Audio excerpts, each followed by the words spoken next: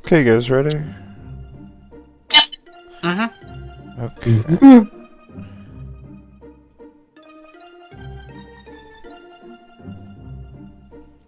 Alright, you go into the night and you leave the Gilded Dragon. In search of clues and suspects for the murder of the serial killer known as the Artist. A couple of you guys are going to the tailor's wife first, right? Yes. Okay, who is going? I'm being sent. Pierogi's going.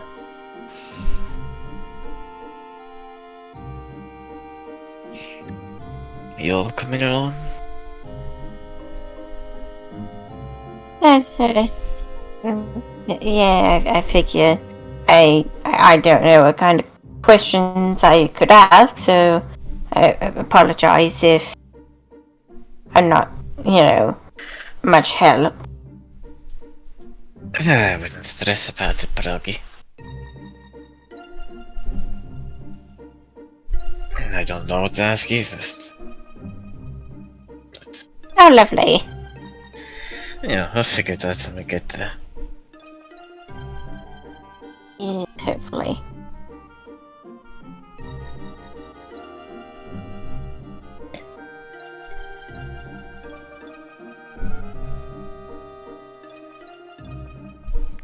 Don't not to get stressed, try not to get worried too, jumpy about it. If he turns out he is the killer and he does something, I won't let him,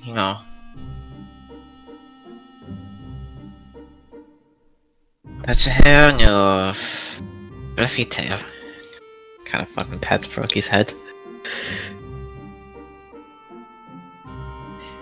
Pierogi very clearly pulls away from Connor trying to touch him.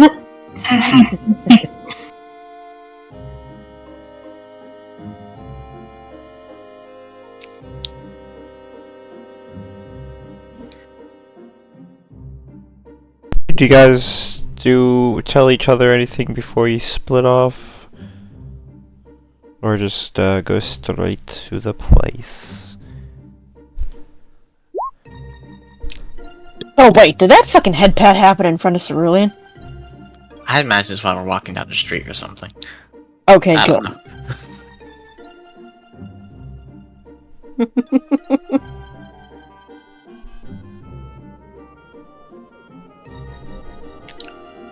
I don't think Cerulean has anything to say to the rest of the group.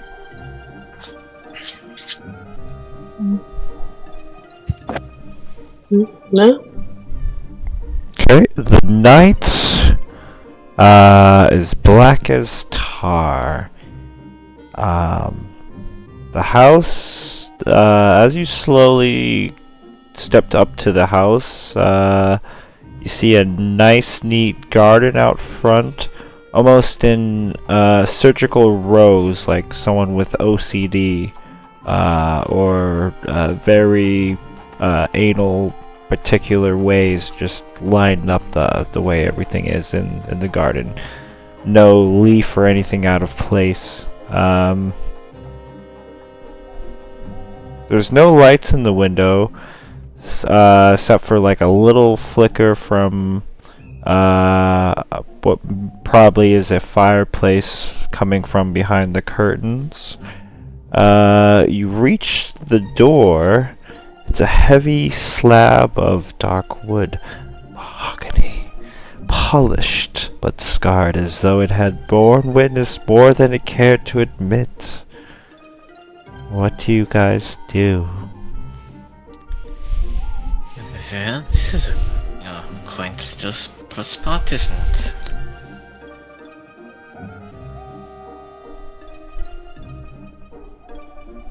It's certainly interesting.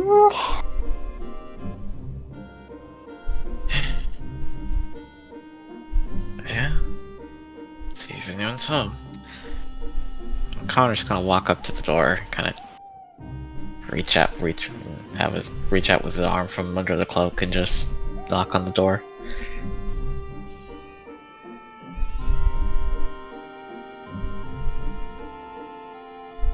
You hear a loud screech come from behind you. It's a cat.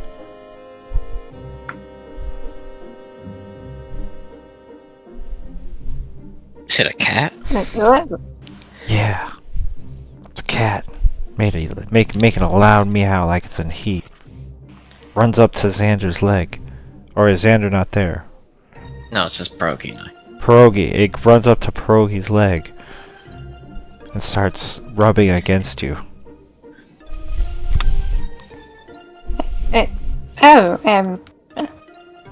Hello? It bites your leg and then goes away. Fucker. The door slowly opens. And you see this woman open the door. Oh, visitors at this hour?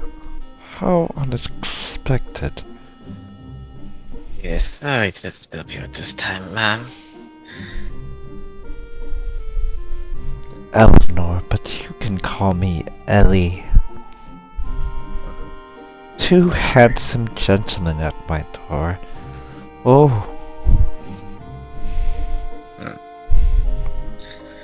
I'm Connor, and this is my acquaintance Pierogi. Connor does a little Yep, bow. that is me. She holds her hand out like a lady, expecting you to take it or kiss it or whatever.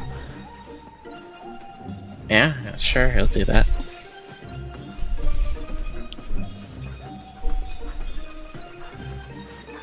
Well, Alright, we're here, we're in the group investigating the recent state of,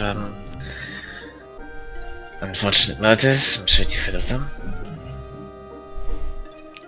are you with the City Watch? No, independent group. Picking up a job. Well, you must come in. It's such an unpleasant night. She opens the door wider.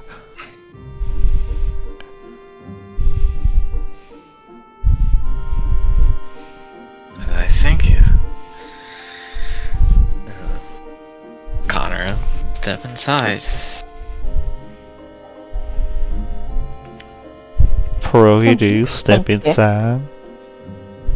Yes, he will.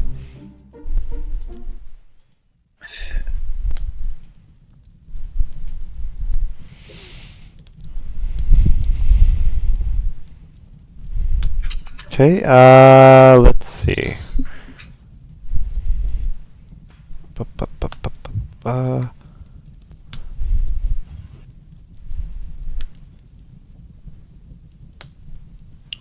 Once you get inside, the walls are decorated with the paintings that I mentioned earlier. Swirls of black and crimson dominate the canvases, faces twisted in agony or ecstasy emerging from chaos. Ellie kind of looks at you as she sees you guys eyeing these pictures. Beautiful, aren't they? Yes, quite lovely. Did you paint them yourself? No, my husband did him. He's quite the artist. Please, step into the parlor. I will serve you some tea, or would you like drinks? Oh, tea for me. Thank you. Tea is fine, thank you. Alright. Yep, you get into the doo-doo room. Take a seat. She walks away. You hear her footsteps echo down the hallway as you're next to a crackling warm fire, while the rest of the room seems kind of eerie and dark with the macabre and morbid paintings. So, I think my vote is leaning to the mob, leaning to the tailor.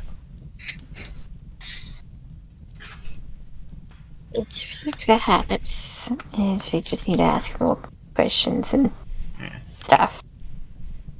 I'm not one to judge people for their, aesthetic and macabre style, but because it could just seem a bit, too good to be, too coincidental. Well, I mean, you can like dark things. That's being a murderer.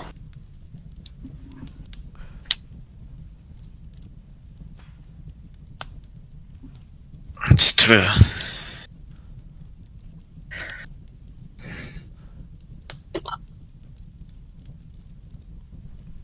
Make a perception check as you're talking, both of you.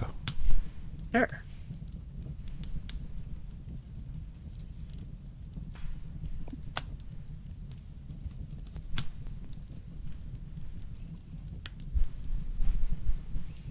The scent of iron lingers beneath lavender, subtle but unmistakable.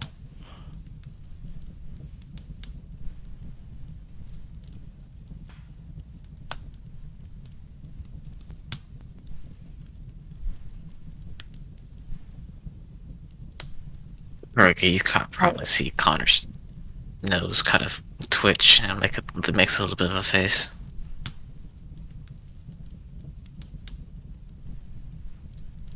Oh, you smell that too? You also, near the fireplace has faint scratches like claw marks, hidden beneath like a hasty attempt to repaint, but you notice it kind of near the walls.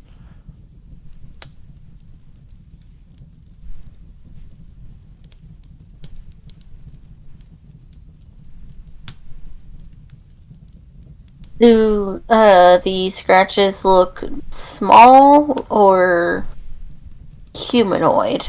Like, do they look like they might be an animal or a humanoid?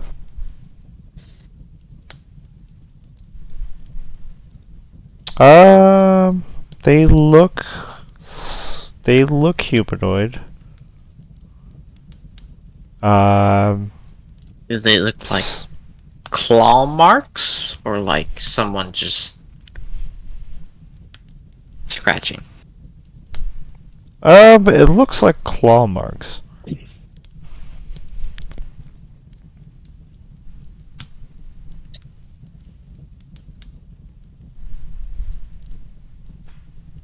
Mm.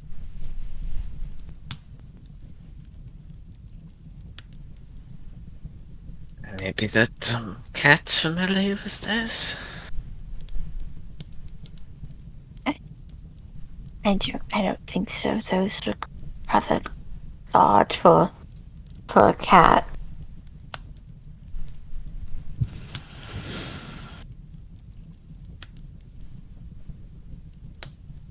And I mean, cat claws are kind of pointy, and that looks a bit more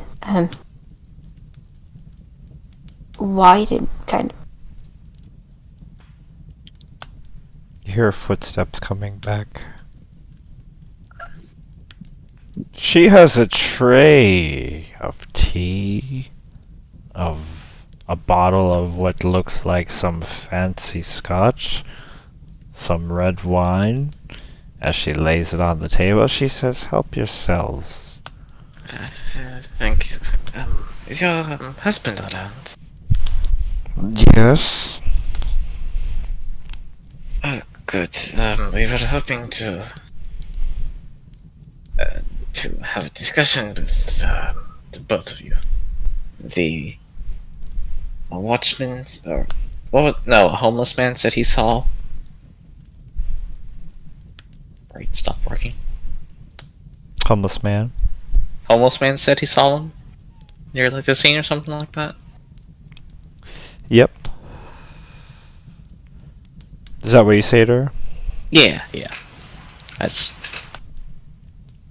You want to question my husband about that? if it's not terrible trouble. Well, I will get him. She walks out of the room again.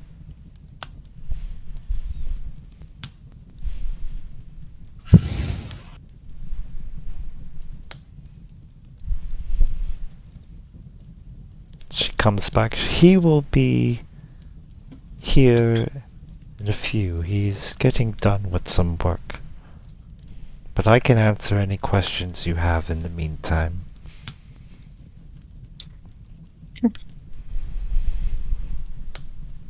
Alrighty.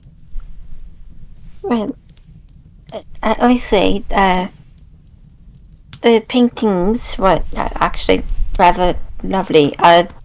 Are you also the creative type, or?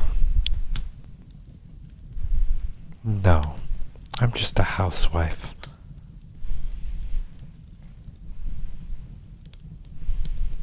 Oh, you don't do any sort of hobbies or anything? My hobbies is to attend to my husband's needs.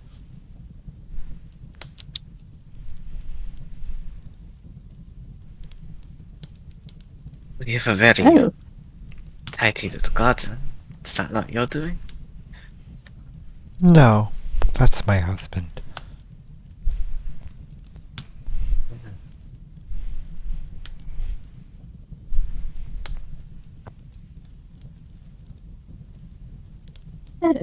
I see. Well, he's the meticulous type, isn't he? Yes, quite. Everything has to be a particular way, otherwise he gets really upset. But I always make sure he's never upset in his home. Everything is perfect.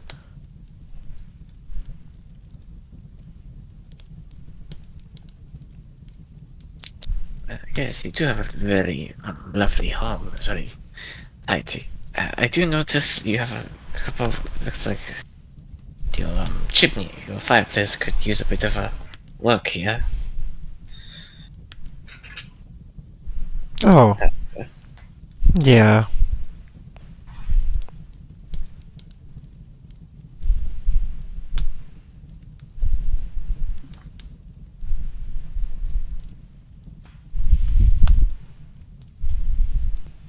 She kind of just like sits there after saying that and just like looks at you, but she's like still, very still, and just smiling, making eye contact with you. Yeah, Connor's just kind of looking back at her, and I guess in the light, his eyes probably reflected pretty, or a very reflective red, probably.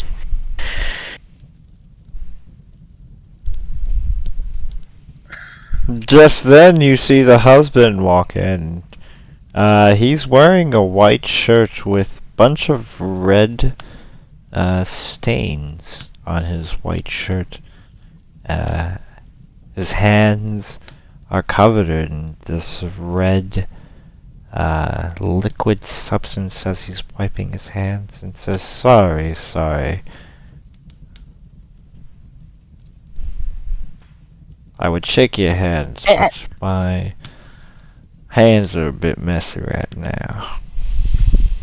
Connor just kind of inhales, Oh. takes. Oh, sorry, Brett. You know, No.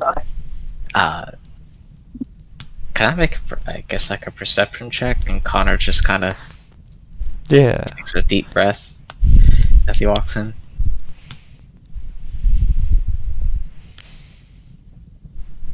You smell the blood veil orchid.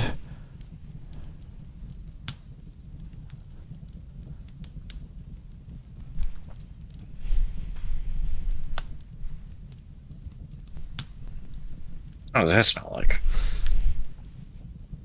Smells like a flower. He smells like that flower that is found on all the murder scenes. He says sorry as he wipes his hands. I was making dyes. Takes some time to get the right consistency.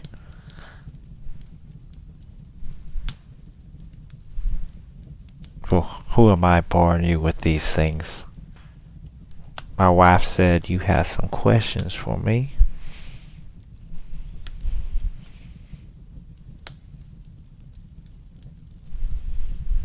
Yes, indeed we do.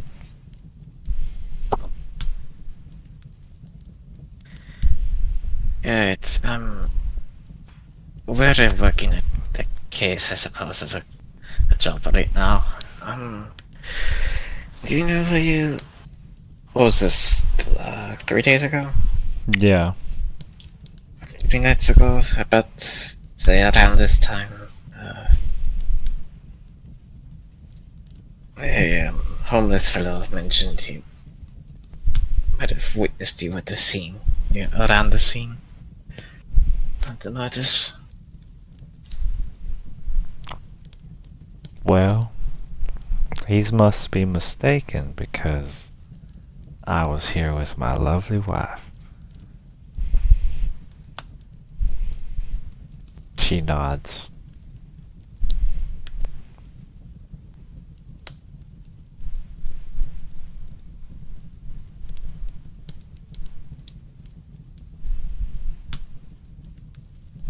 You sure?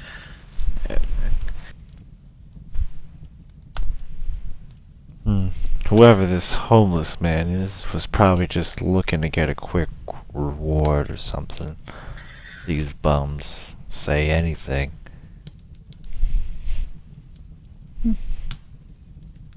Would it be too much to ask what you two were doing?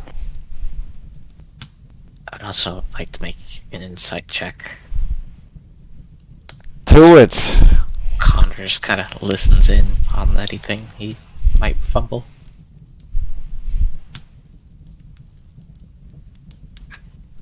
Me and my wife had a lovely dinner and then we did what couples do. Oh, honey. She punches his shoulder. He seems to be telling the truth.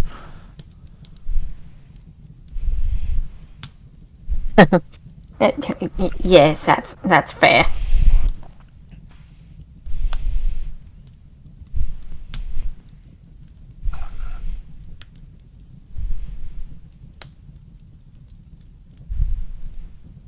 Hell, if people see me, it's probably because I'm delivering some custom tailor-made suit or dress or whatever for a party. I'm always around, but I was here with my wife. Those murders are just horrible. Dreadful things. Yes, very dreadful, dear. They both make eye contact with you guys and smile. Yes, absolutely dreadful, ugly things, aren't they? Yes, quite.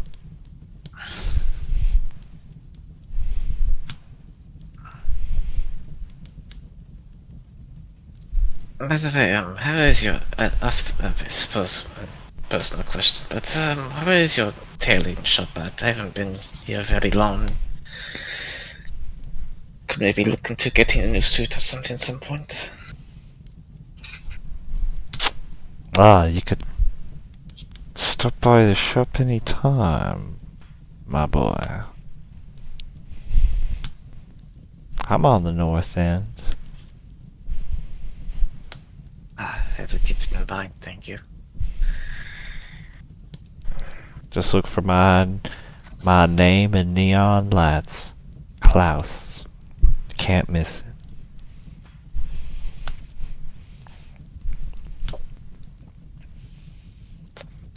Do you have anything else you want to ask Plogi?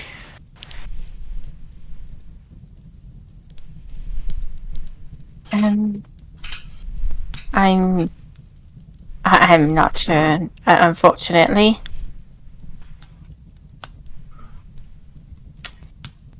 Well, it is getting late. It would be terribly rude to keep you up like this. If we have anything more, we'll stop by here at your shop if that's alright with you, Mr. Klaus. Oh, you can stop by anytime.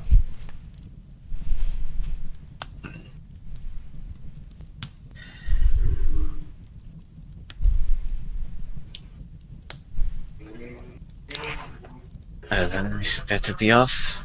Not keep you too much longer. Connor's just kind of stand up and tuck himself back into his cloak and thank you for the tea, Miss Madam Ellie. Kind of gives her a little bow. She winks at you.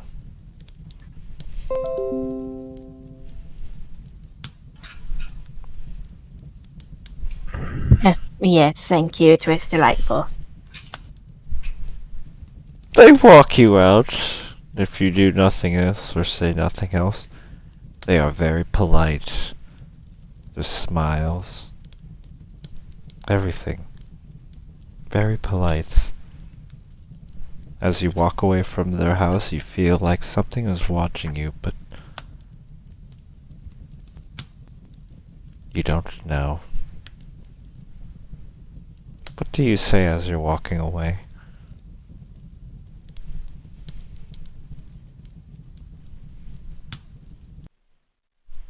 To them or just to each other as we're walking To you down, guys. like, Yeah, okay. if you guys do say anything to each other as you're walking away. There's something not quite right there. I just can't. Yes, most certainly odd, but not sure if they're quite connected at the moment. What's the flower that at least left at the scenes? An orchid, blood orchid, something like that, right? Yes, the Brazil orchids. I was thinking about looking up the meaning of those.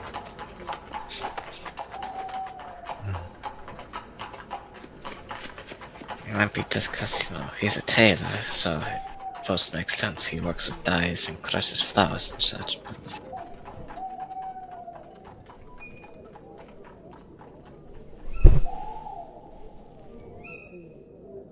Yes, although should probably look into whether or not perhaps it's toxic or something, just in case, find out the oils in it or make you, dizzy or something. Right, well... There's apples in the north end, right?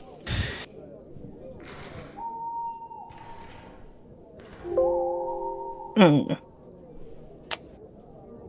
Guess we're making a stop. Come along. right. Meanwhile, are you guys going to where they at, or where'd you said you're going? I think we're just patrolling the north end. Yeah. Around where the murders have been taking place, looking for anything suspicious. Are you patrolling together, or are you split up? I assume split up to cover more ground. Yeah. Okay, everybody, who's patrolling, roll either a perception or an investigation.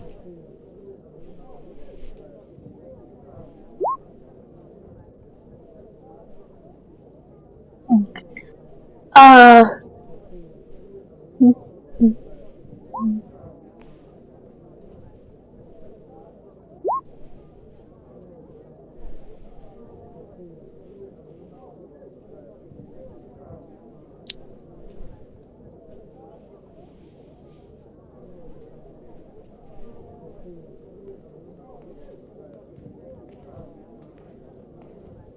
actually, you know what? Callum's gonna take, probably as he's looking around, he's gonna take a deep breath and see if he maybe smells like blood or anything. Okay. I'll do a perception and I'll do that since I'll do that with advantage. Alright, cool. Uh, so far, you all don't really see anything at this time. How late do you guys stay out? Cerulean staying out till morning. Hmm.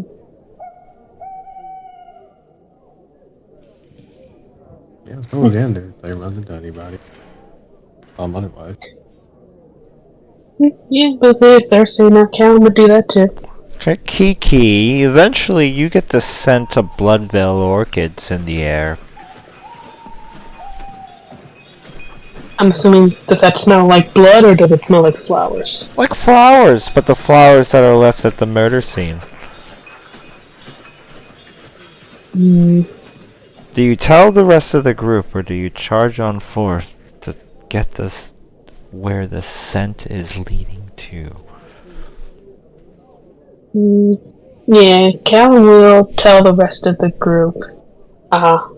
Once he gets to smell, his eyes go very cat-like before he has to pretty much blink them away, and he lets everyone knows what he smells, and then follows his nose, basically.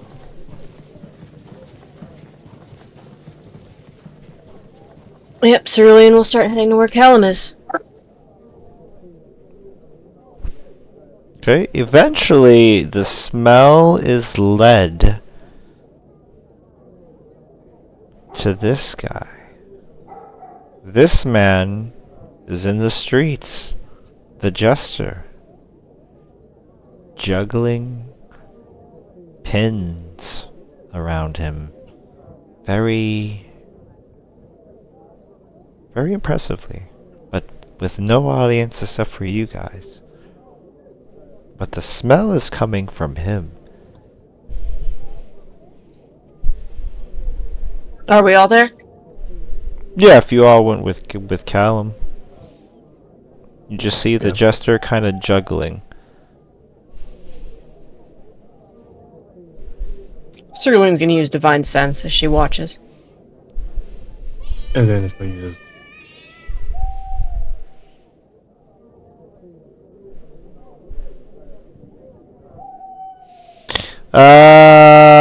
You sense necrotic magic from him. You sense Cerulean, a fiend.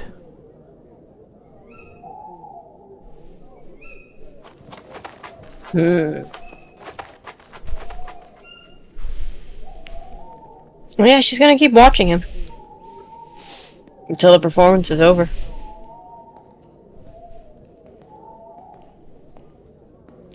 After a few minutes, he stops with all the pins in the air, looks your way, and he says, "Hello!" And all the pins fall on his head, and he falls to the ground. And then he gets back up.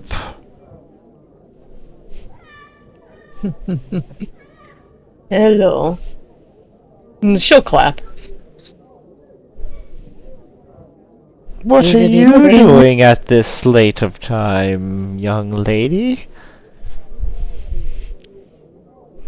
I could ask you the same question, sir. It seems, might late to be out putting on a show for no one.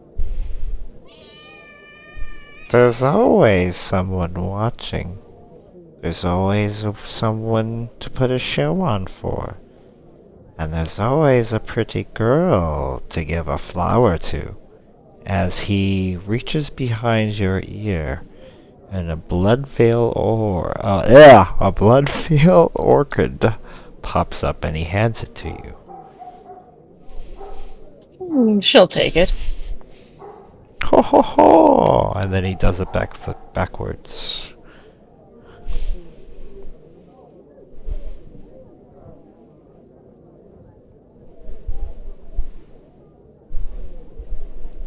So that is all you are doing?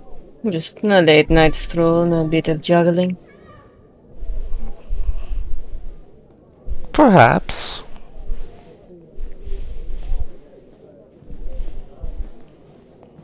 What are you doing? Looking for someone. Who? Serial killer. Serial killer? I can tell you where a serial killer is right now, buddy.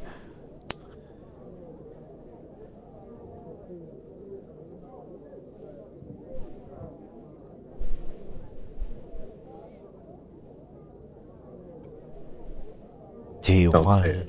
Do you want to know?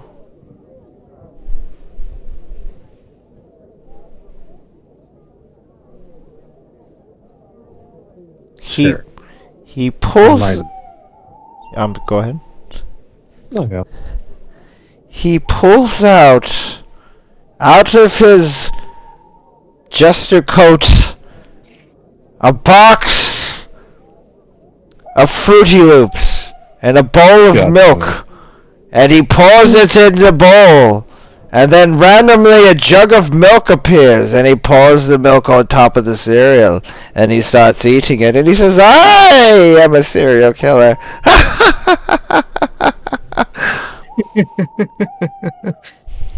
You sort of walked into that one, my friend.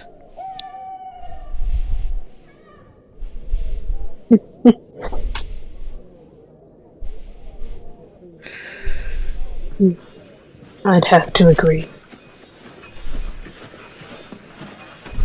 Me walk in there. That was very low hanging fruit right there.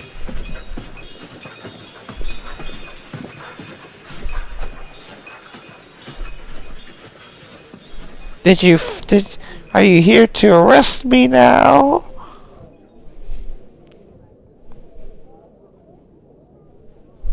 Not unless you've done something that's worth arresting.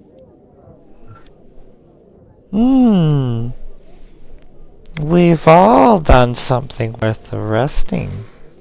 It's a matter if you get caught or not.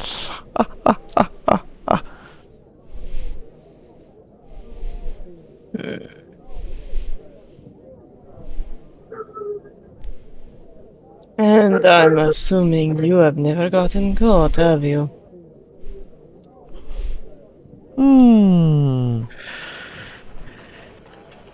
I could lie and say no, but if you look at my behind, you can tell that I have by my mummy.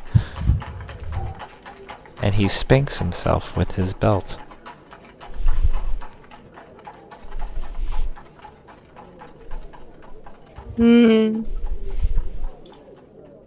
I mean, even if you did tell me you've done nothing, I do not often make a habit of believing the words of the demonically inclined.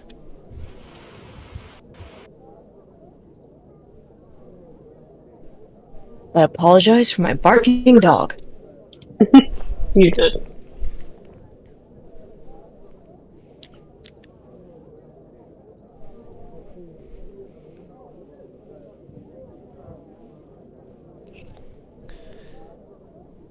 I don't know if what she said was picked up.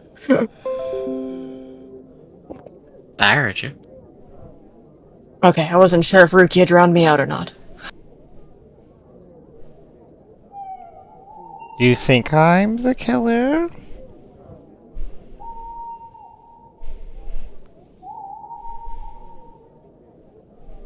I don't make You a know. habit of Oh, go ahead, Xander. Yeah, weirdo, I know that. You're weirdos.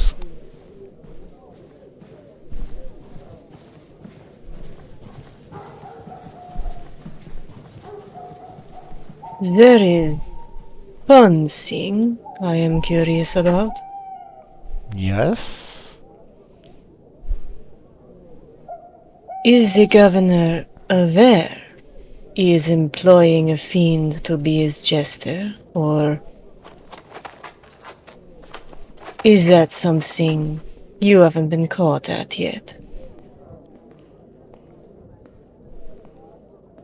You see his stance go from loose to straight real quick.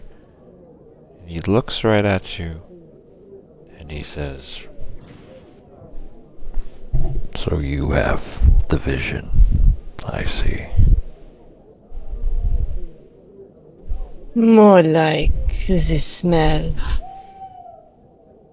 That is a little hard for you to cover up. I can tell you right now, the governor already knows what I am. But I would keep that to yourself.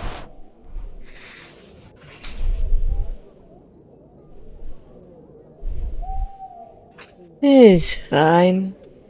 Provided you are not harming anyone, it is none of my business.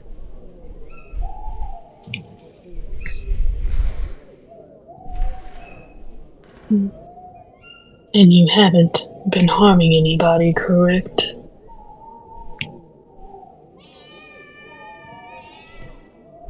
Harming somebody.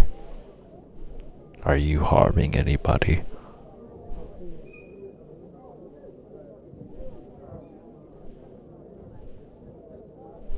No, I'm not. I sense lots of deep things when I look into your eyes. Deaths, killings, tragedies. You are not as pure and claim to be champions of the light, but you are just as dark as I am.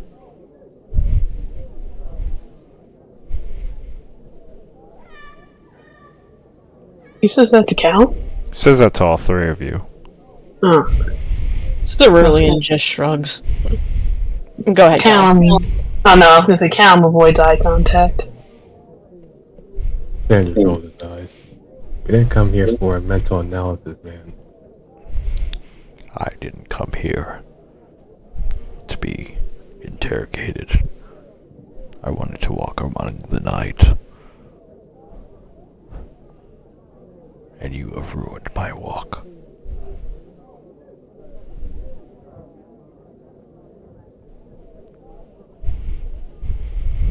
He steps into the shadows and then he disappears.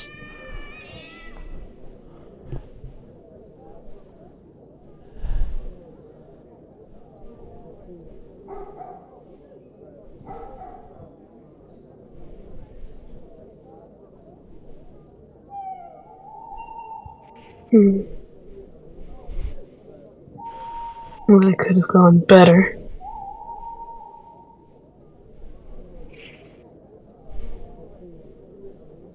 It is odd, but I do not believe that Van is our killer.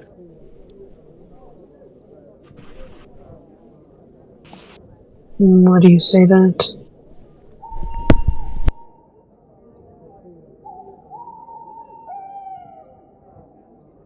Just a bit of a feeling.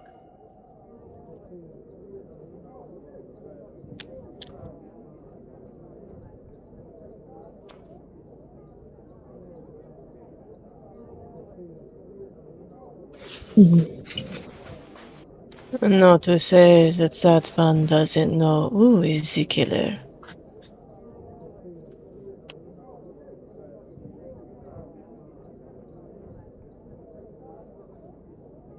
but it just seems a bit odd.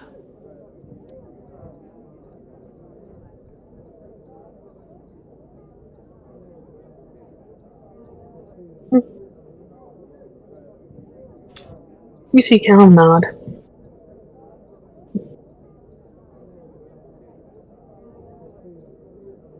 What do you think about him, Xander? I say odd is a light way of putting it. Although I would say that, yeah, probably not the killer.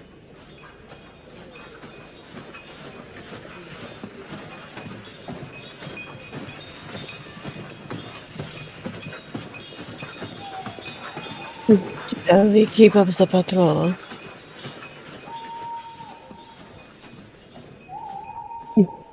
Yes. Ghosts are out there, so yeah.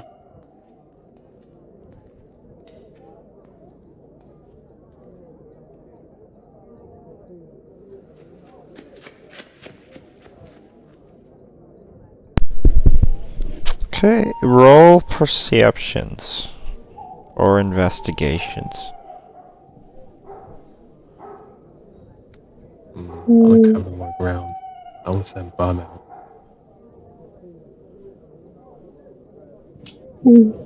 Yep, Callum will still be sniffing around. Welp.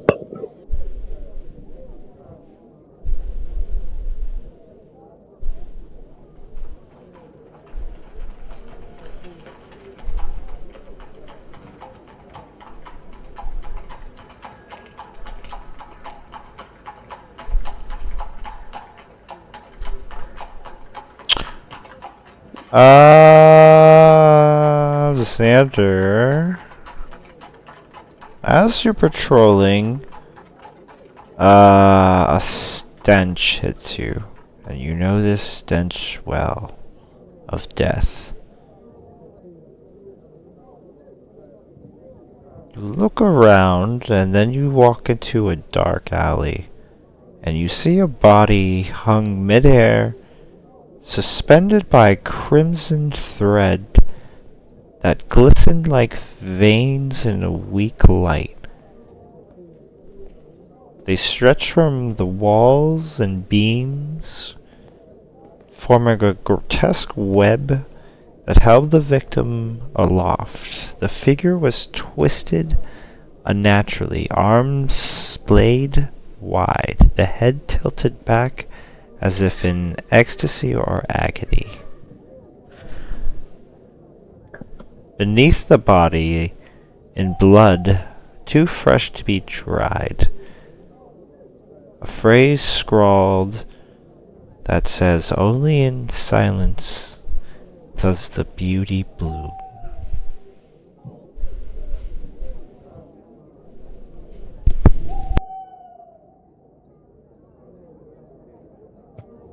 Crap. Then just gonna carefully walk up to it while we can bob around to see if he can't luckily spot anything. Then we're moving away while he contacts everyone else.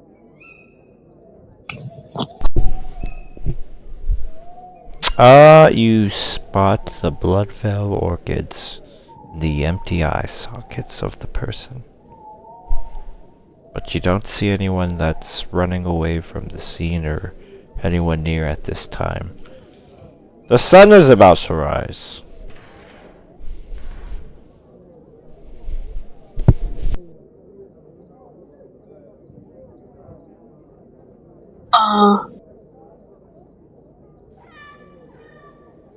Is it still?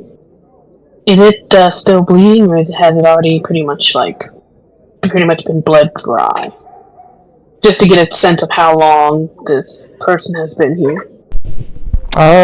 He's still bleeding.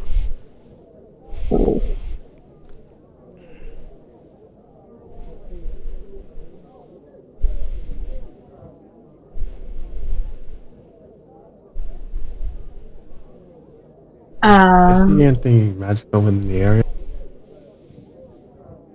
The only thing magical you sense is the necrotic energy coming off the flowers.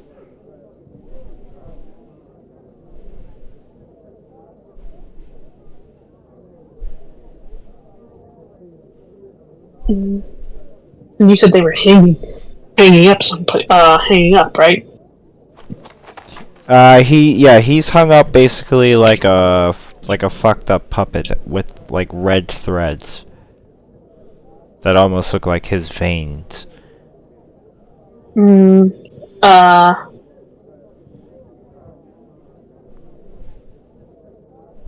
Callum's gonna go up to it, and he's just going to try and pretty much move a finger to see if, like, rigor mortis has set in yet.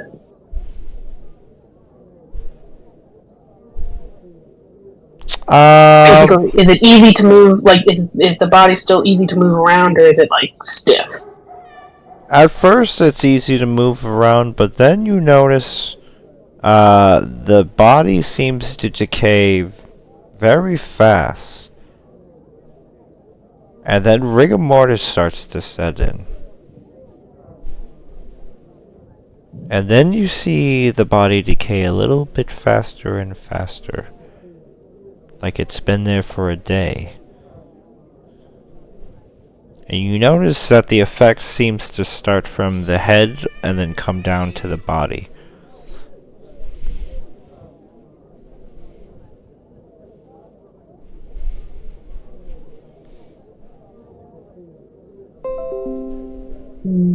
Seems like a wave of necrotic energy is going over this body that's making it decay faster than normal.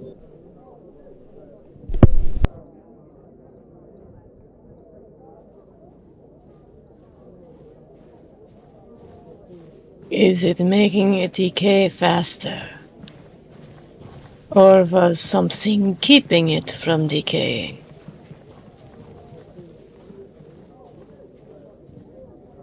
Why does see any magic on the body helping it? On the flowers.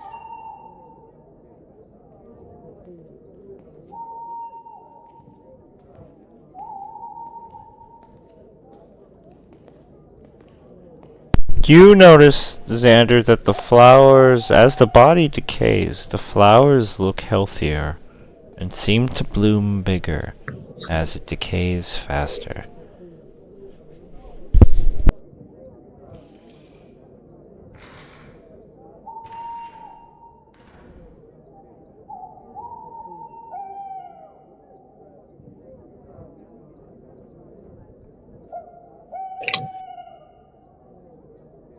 I guess is that the reason why the killer uses these flowers then?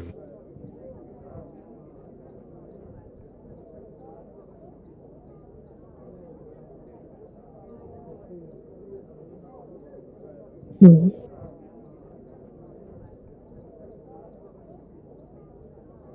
Looking around the scene, does it look like he was killed here, or does it seem like the body was moved here and then the killer strung him up?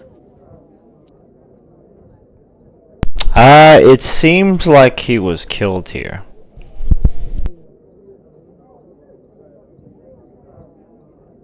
Is it evident how he was killed?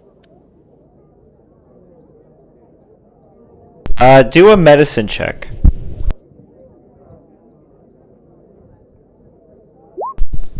And let me know what you get. 6! Are you in the bathroom? Shh! What you sense is maybe he got stabbed with your 6.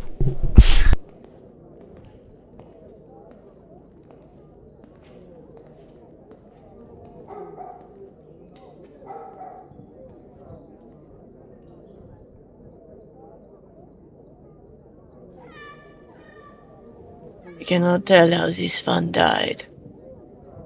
But he was killed here. We should probably ask anybody who lives in this area if they heard anything.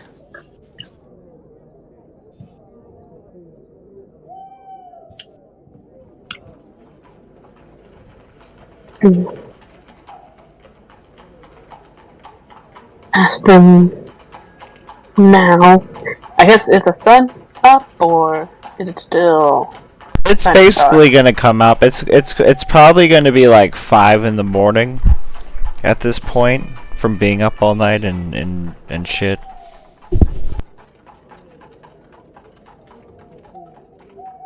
Hmm.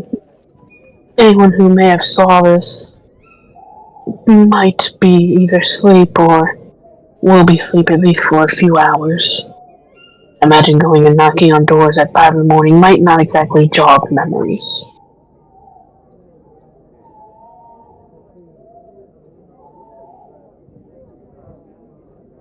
Later in the day, then.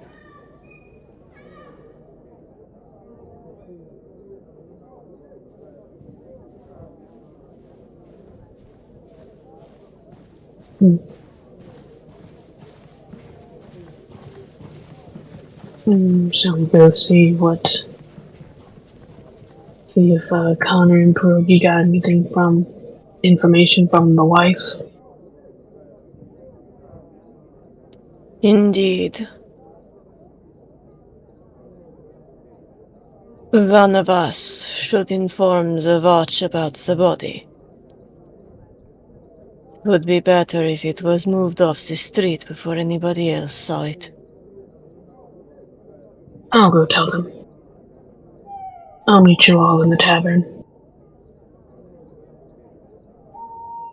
Okay.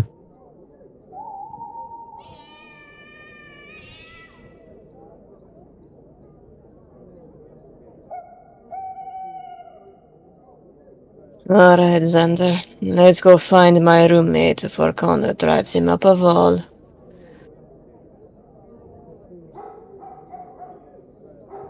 Who knows, man? They got along. I doubt it. Yep, Cerulean's gonna go start looking for Progi and Connor. Yeah, I guess eventually everyone ends up at the tavern. No. Connor and Pierogi, we're gonna go check out the tailor shop. Oh, the tailor shop. Are you breaking in the tailor shop? Do we have to? If it's locked, yes, which it is. Okay. Well, give me 1 second, and we will go back in time. Oh Yeah. god, time travel. I'm just smoking a cigarette right now.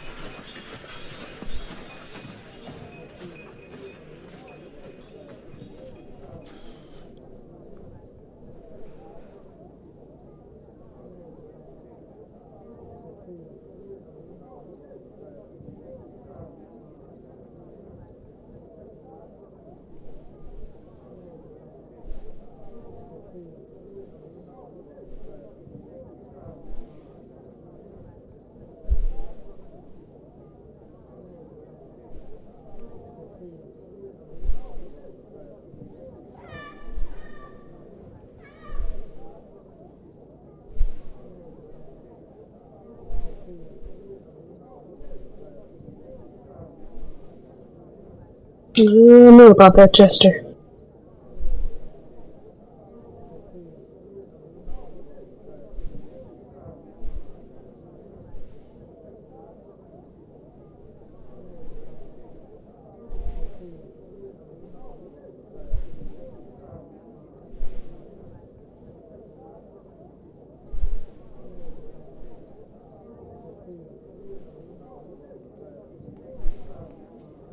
Okay, who's picking the lock to this shop?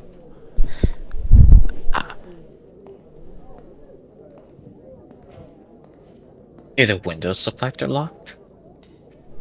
Yes.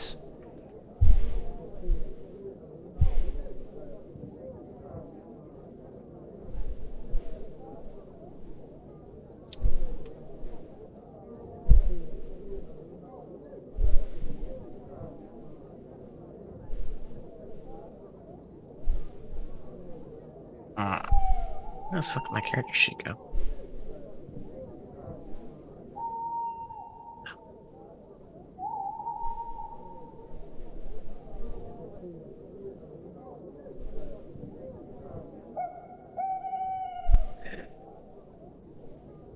I don't know if Rena's here.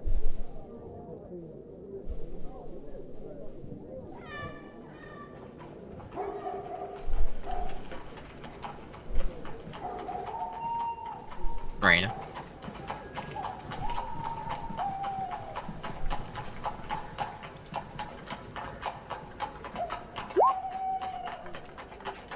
Oh, ignore that.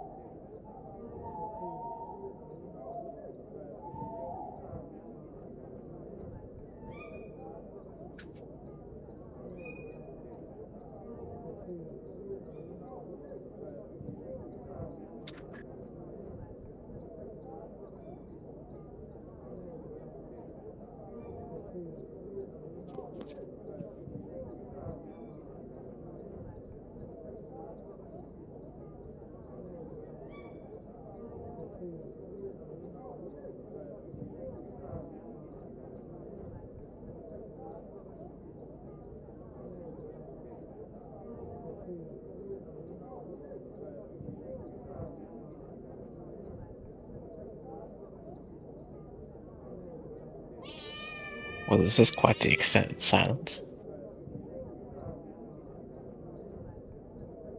It is. Yes. I've got very Indeed. suspenseful music playing. It's very ominous. Well,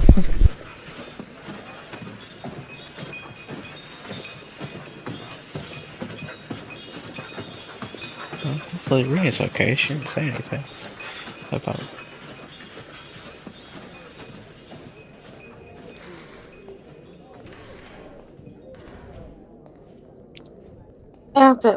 Sorry. No, you're fine. Everything okay? Yeah, everything's fine.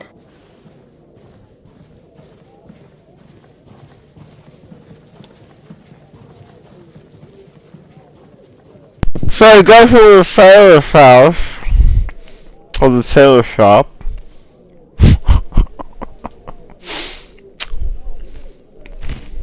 How do you break in? Well, your lockpicking skills, Pierogi. Um, no.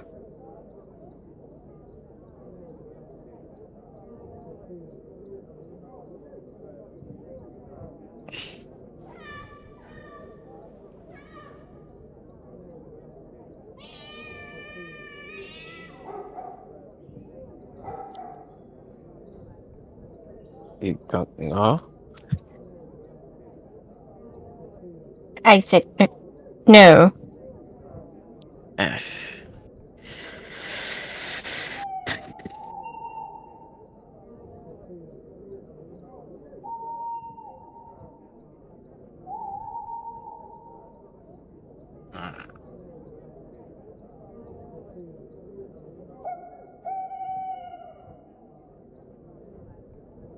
This building have multiple floors? From the looks, it just has one floor. Just one floor? Okay. Hmm.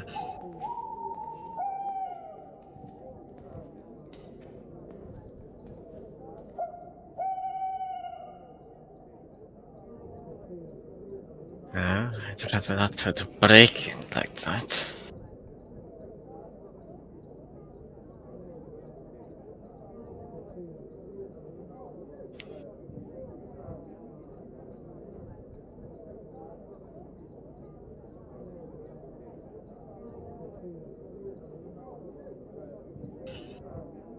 Uh,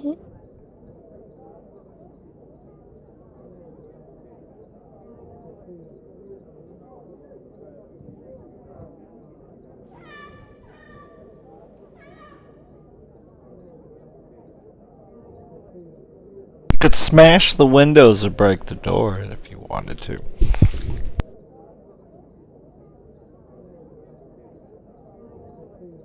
Yeah, but that's, you know.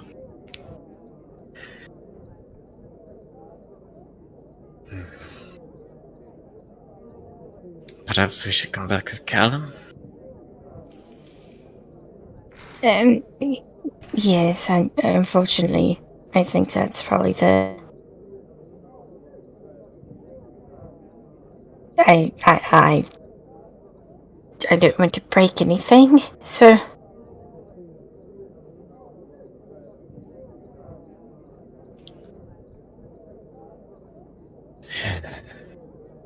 suppose it doesn't give him the choice then.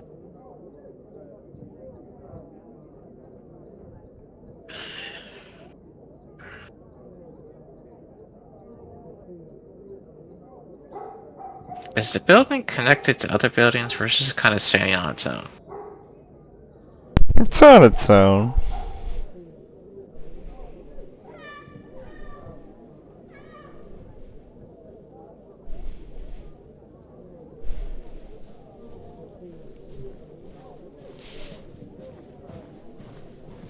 Yeah, let me give it a look. For okay, you're just gonna watch Connor casually kind of step up and start walking up the wall.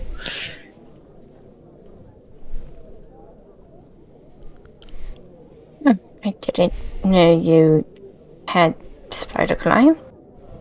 It's something like that. And he's just kind of walk around, see if any like the windows are maybe unlocked, if he can snap them with thaumaturgy or something. There is a chimney. I don't think I'm fitting the chimney. Am I fitting the chimney?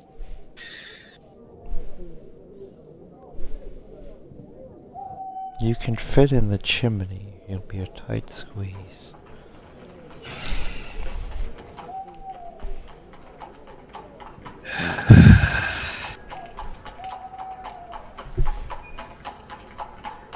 I'm going to regret this probably.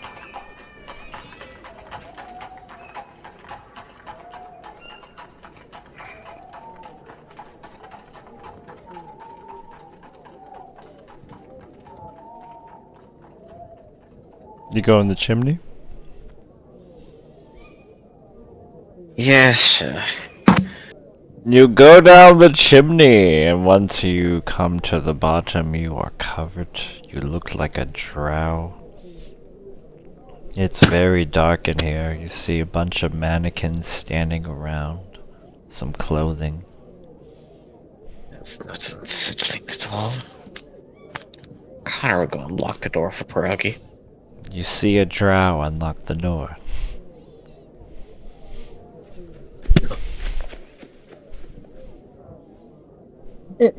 Oh, thank you. Yes, well, never going to get all of this out.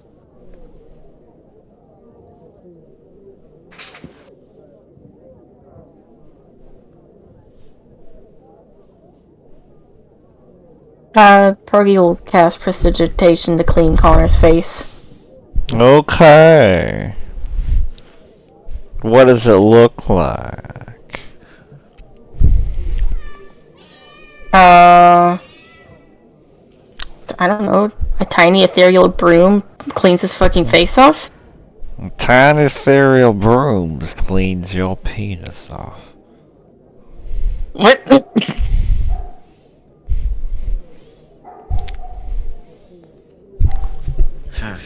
Thank you.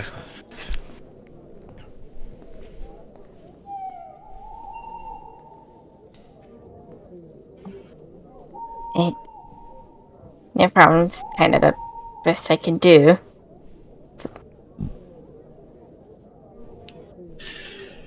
Let's just see if there's anything weird around here. Okay, make a perception or investigation.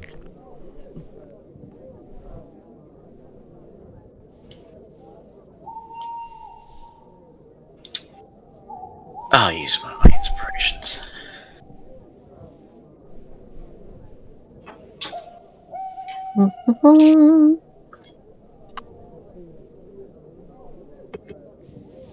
You find a sketchbook which looks like normal drawings a tailor would do in the beginning, but then you start to look towards the back and things get a little eerie as you find very messed up, gruesome sketches towards the back.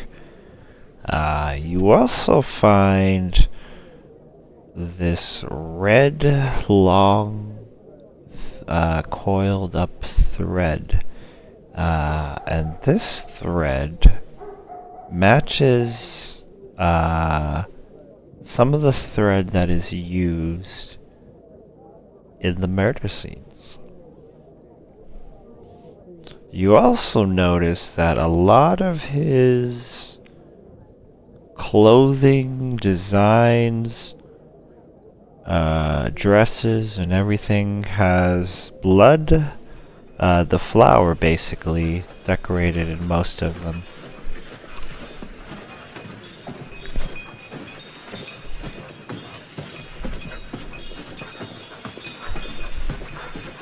I think our coincidences are starting to pile up.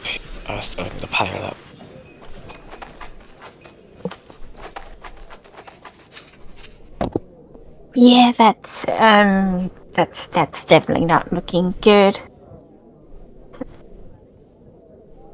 Is there like a basement or something maybe in here?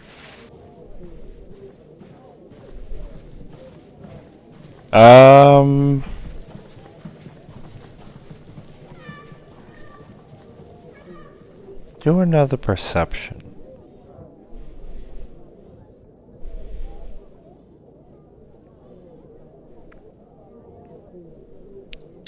You don't find a basement anywhere, but you do find a safe.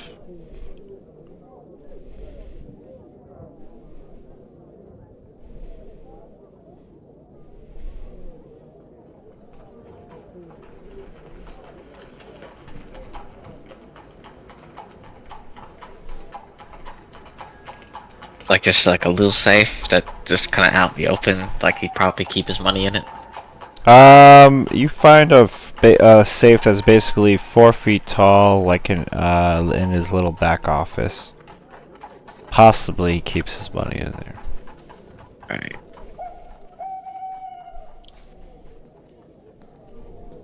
But you don't find any basement or anything like that.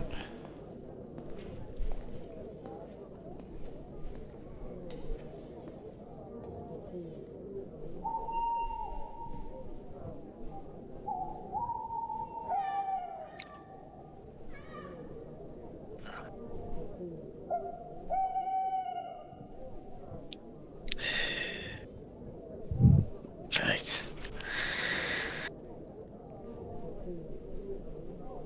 Well, it's still nothing concrete, but it leads the direction to go.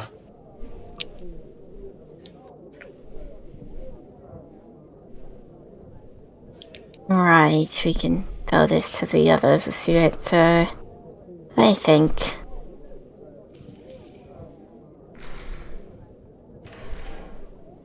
Both of you roll an insight check.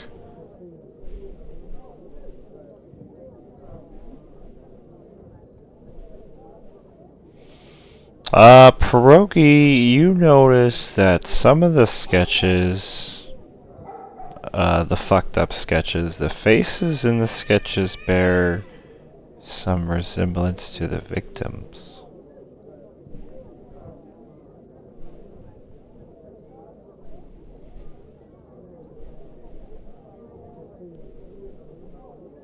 Okay, it seems he's been getting a little inspired.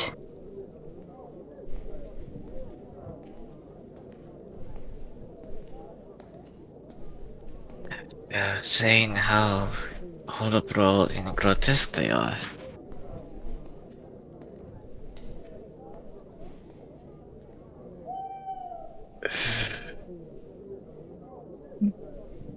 Do you think we should take this, or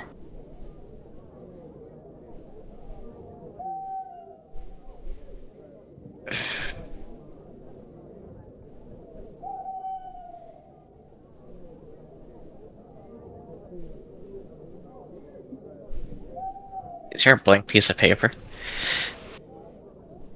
Yeah, running around and a pen? yeah. Connor's gonna take a piece of paper and put it on one of the sketches, and then just kind of trace over it.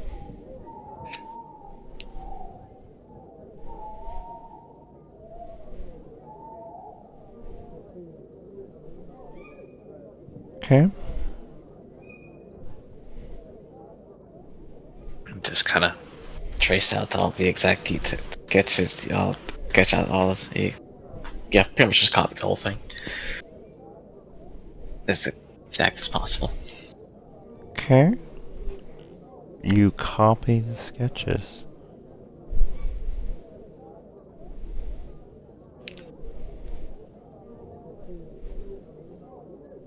Alright.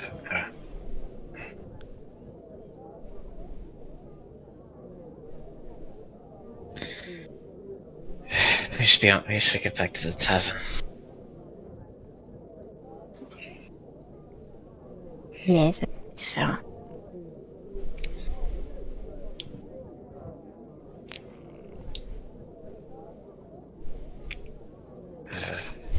I'm like not for the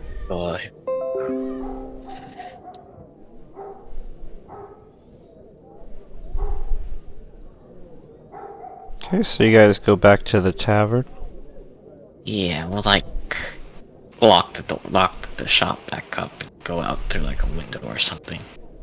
Okay. yeah, putting everything back to where it was before they came in. Yeah, cleaning up any ashy spots. Okay. And you go back in the dead of night towards the tavern. Empty streets.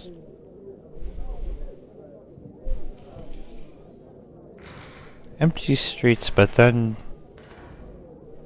you and Pierogi both hear footsteps coming from behind you.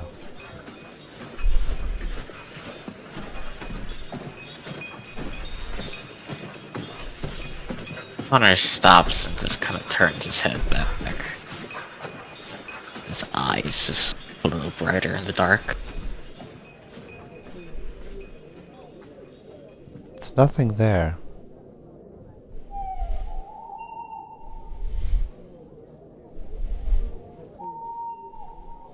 And the footsteps stop once you turn around.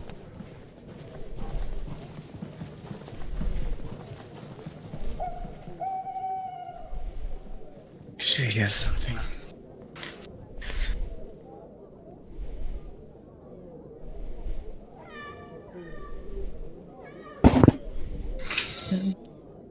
I don't do this.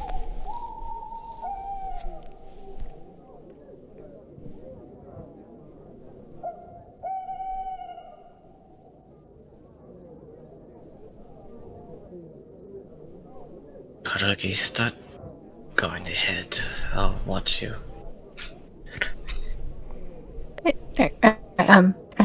Alright.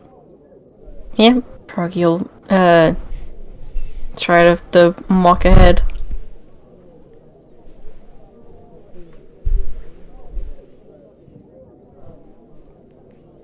Okay, what are you gonna do, Connor?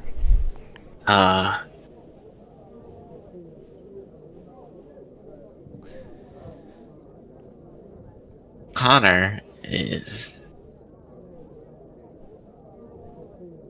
going to just slowly vanish into the darkness. Just kind of melt with it. And follow and trail behind Progi.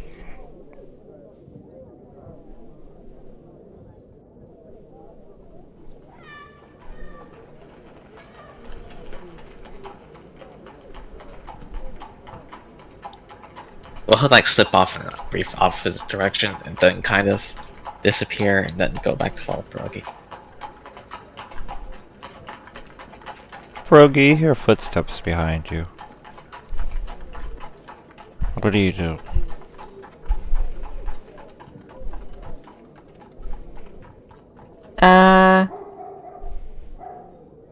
He will speed up his walking. The footsteps speed up. Does Connor see anything? You don't see anything, Connor.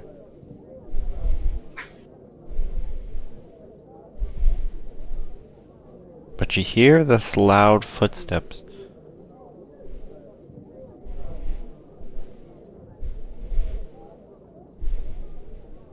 You like it like a direction? Kind of like in a general area of where they would be at? It's kind of weird. At first it sounds like it's coming from further behind Pierogi, but then it kind of sounds like the sound is coming from all over the place. And as you turn around to look again, you see nothing. And this pattern keeps repeating until you finally make it to the Gilded Dragon.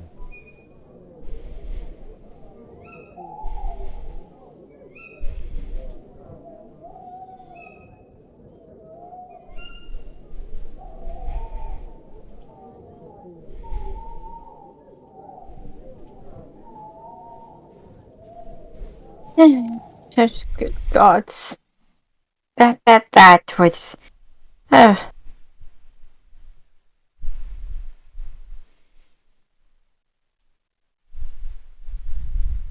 Probably Connor just fucking materializes from the darkness behind you and it's just like, that was a bit fucking, yeah, it wasn't it? fuck it! Ugh. Apologies.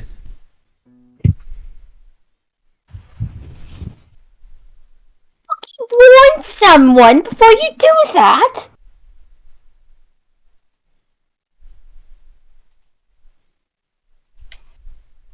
What am I supposed to warn you about? Like then I'm just a voice coming from the, you know?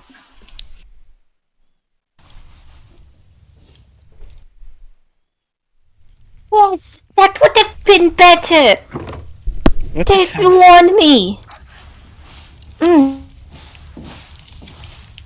It's whatever.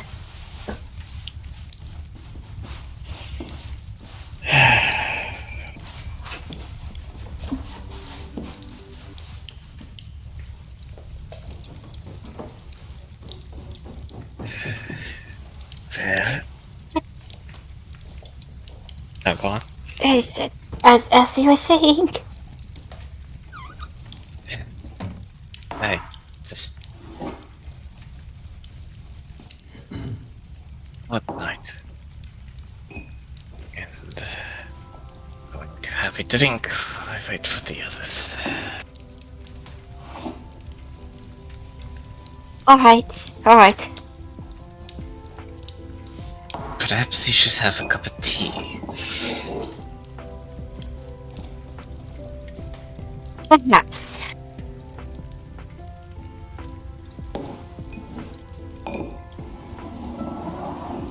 And then eventually everyone comes to the tavern.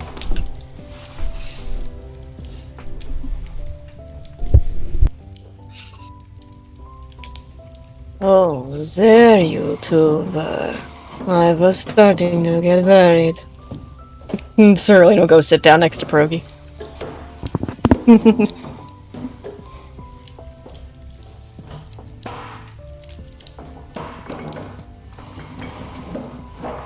How did it go?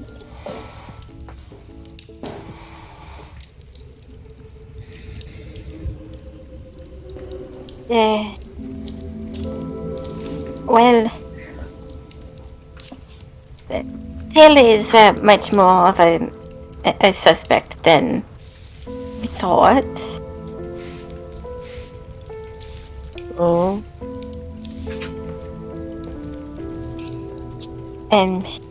Yes.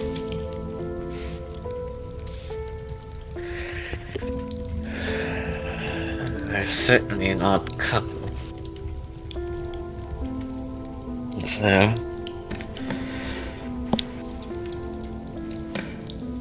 elaborate. well, you see, the home was wonderfully decorated and lots of depictions of red and skulls and such. Bit morbid, Well- really. Yes, it's like screaming, swirling faces and things of that sort, which the tailor had painted them himself.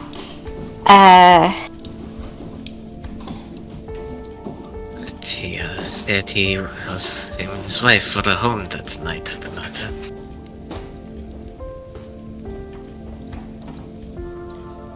That's hardly an alibi.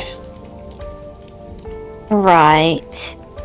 But speaking of the wife, she's very, odd and rather, subservient, I suppose is the word, to him. Apparently she does nothing except to tend to his needs.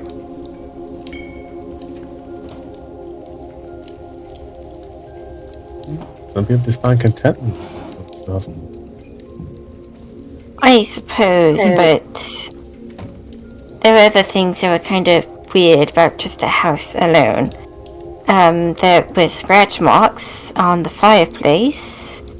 They were large ones, like, and they kind of looked like humanoid scratch marks.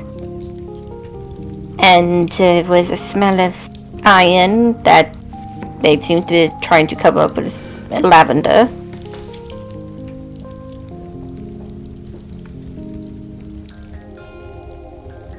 I see. Well, like it's stranger.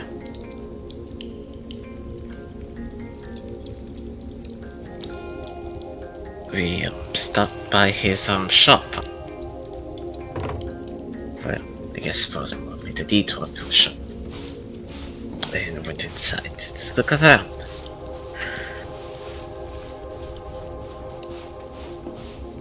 He left the door unlocked.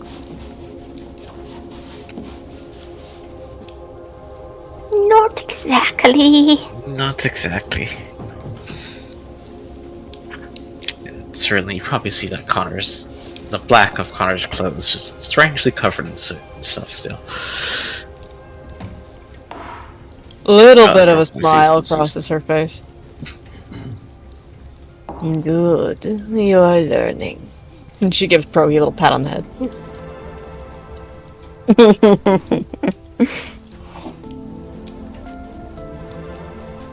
He's got a small smile.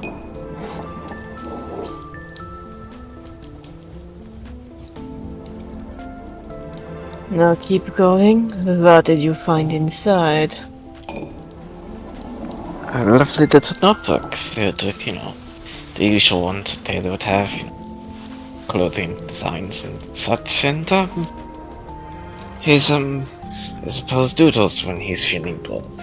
Connor will kind of lay them out on the tabletop, across the tabletop of the lovely sketches he traced and copied. Oh yeah, Cerulean's gonna start studying those. Yeah, Callum will too. All wrapped up in a lovely little red string. Alright. Which that string has a. I think it was seen with one of the. Or. Let me see it. If you brought it with you. I don't think we did. No. Wonderful. Unfortunately, no. There was another murder tonight. What? Yes. Xander found the body in an alleyway. All strung up on red string like a puppet. Callum's gonna look at the pictures that Connor traced. Do any of them look like the body that we just saw? Like the, I guess, facial expression or anything? I was just gonna ask that. Same brain cell. Nice. The Harvested Man.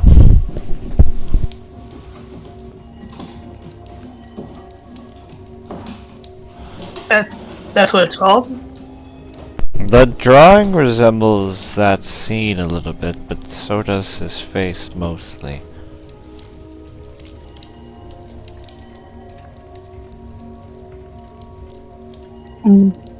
Callum will point to that one and says that's the one that looks like what happened today. That's not possible. What do you mean? No, it is not.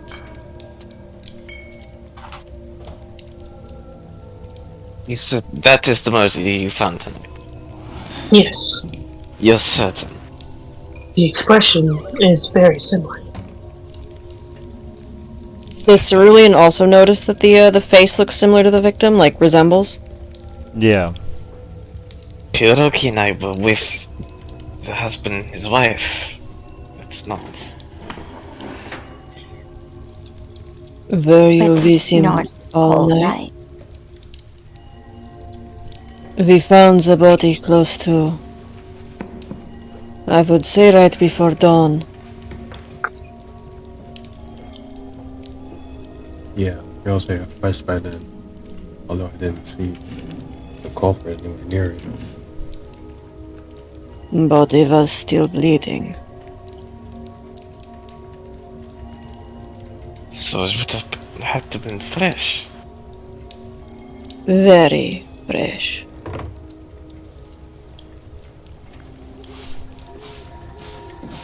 So you don't mean to tell me by the time that we had left, him, after a very long conversation over tea, he went out afterwards to murder someone, went to a shop to doodle it, and we didn't run into each other on that time? I mean, either he did No. that, or He could have drawn it out first and then committed the act. Yes, that's what I was thinking. He picked the person, drew his little sketch, and then recreated it.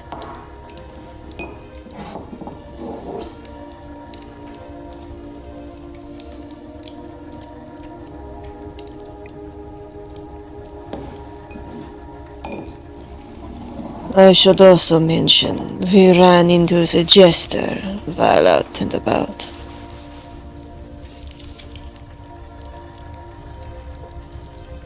Oh, how did he seem?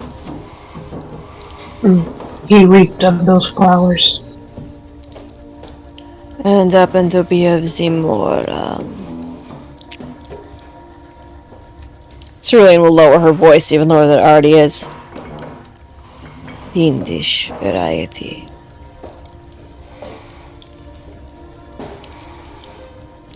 Oh, But I do not believe he is the one.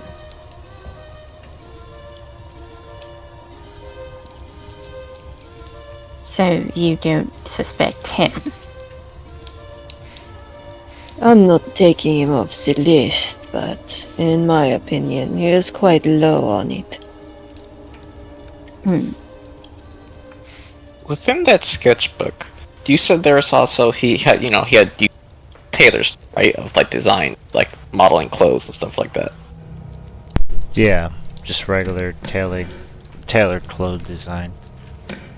Within those, with the tailored clothes, would there have been sketches of the other victims he did, but like not murdered?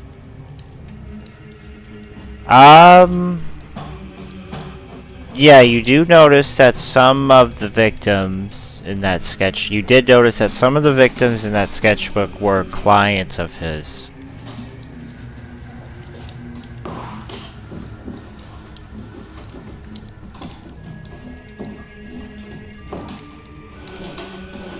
He's picking out his victims from his client list.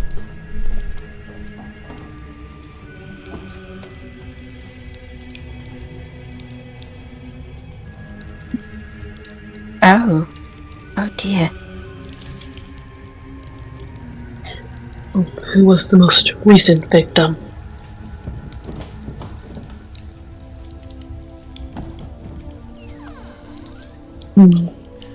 What's the name for the most recent victim?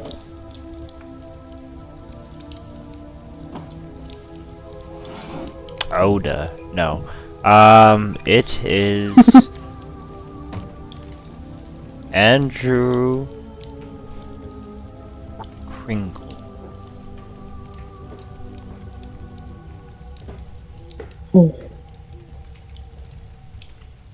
He was a husband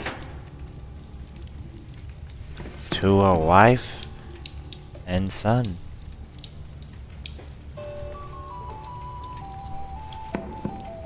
Shall we go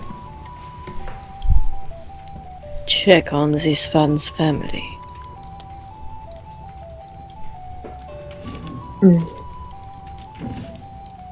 That means, unless the watch got to them first, that means we would have to break the news to them.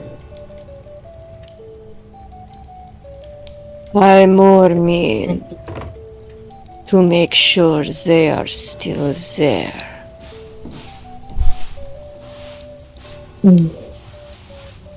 Good point. We should do that.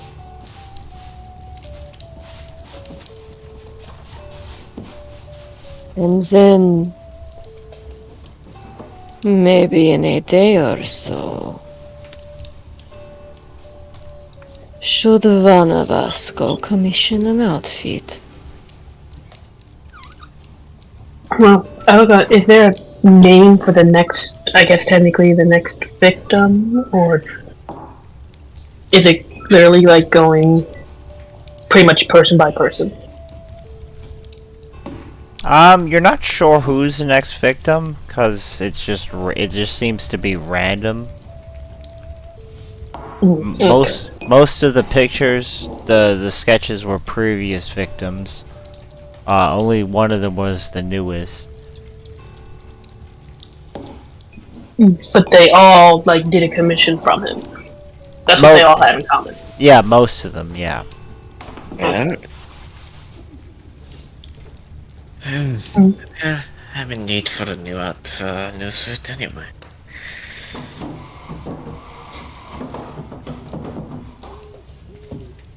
And a dry cleaner. Connor just fucking shaky bar fucking suit off his cloak.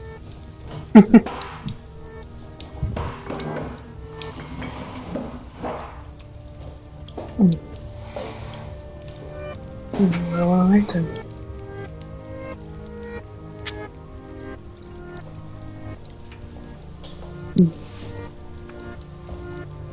Shall we go?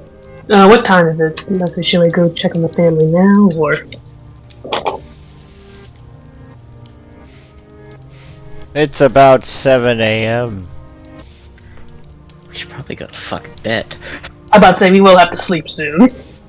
Yes. Let us check on the family. And then call it a night.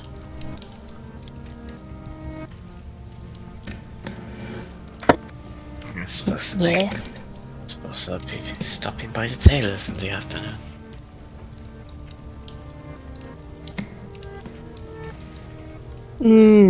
Maybe tomorrow would be better.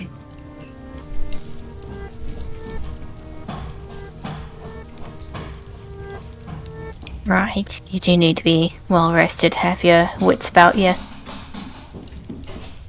And it's a day closer to the next murder. Yes, I was just thinking about that.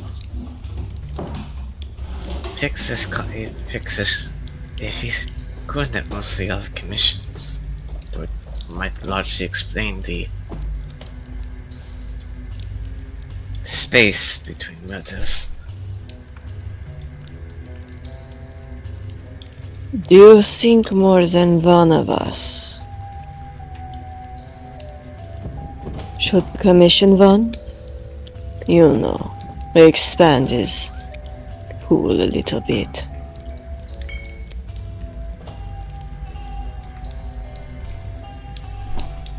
Increase the odds that he might come after one of us and get a nasty surprise.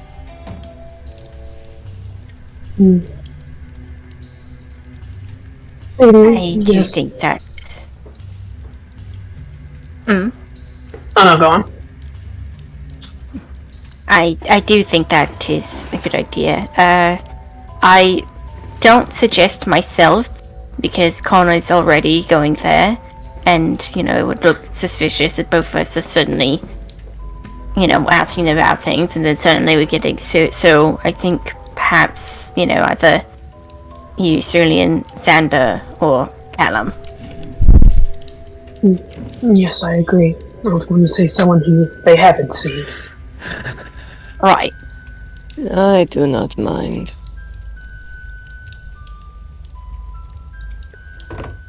Yes, no offense. Yeah, Offense already taken. well, I was going to say that you are don't think he's going to take you for a victim. You would be surprised. I mean, people's stupidity doesn't often surprise me, this is true. But I don't think he's stupid enough to, consider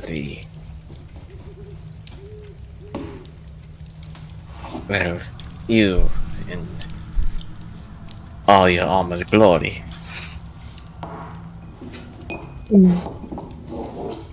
It's fine. I will also commission something. I don't mind. The three of us, then.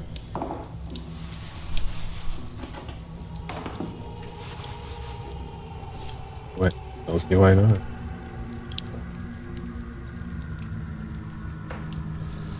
Now let us go check on that family before one of us face plants the bar. You mean Yes, Xander? that's a good idea. What? No, Xander was actually the last person on my list.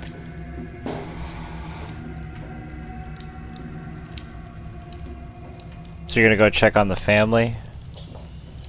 Yes.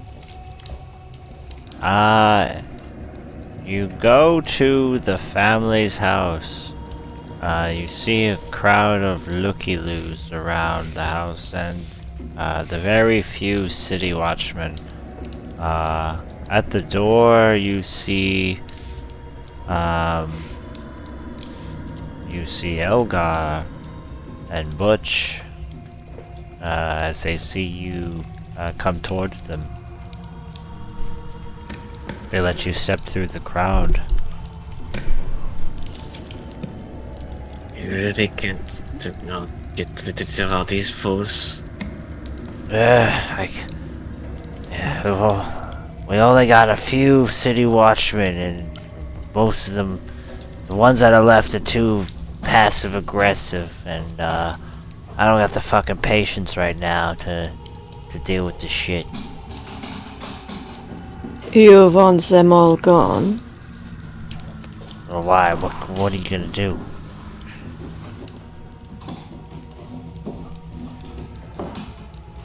I asked a question.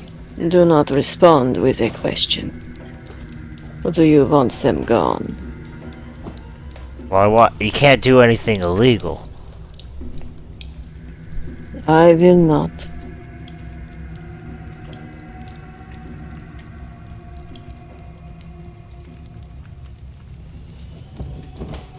So, Cerulean just gonna turn to face the crowd. Rogue, you'd probably know to cover your ears, as Cerulean just takes a deep breath. Oh yeah, And he's pulling his ears down. bellows! And I will not yell because I will blow out my speakers. Clear out! Everyone runs, even the few guards.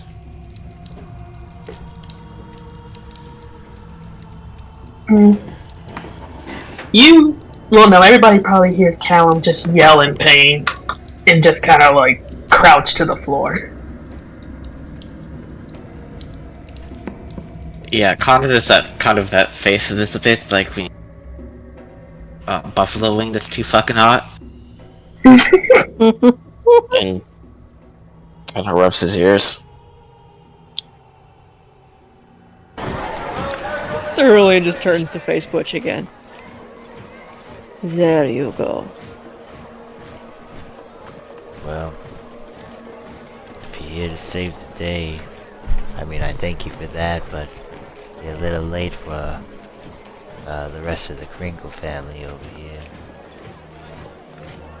What do you mean? Kid's gone, wife's dead.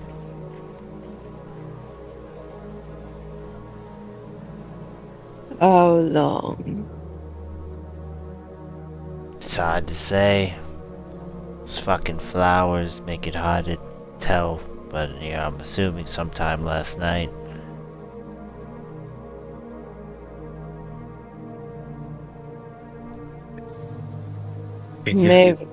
Maybe go inside and look.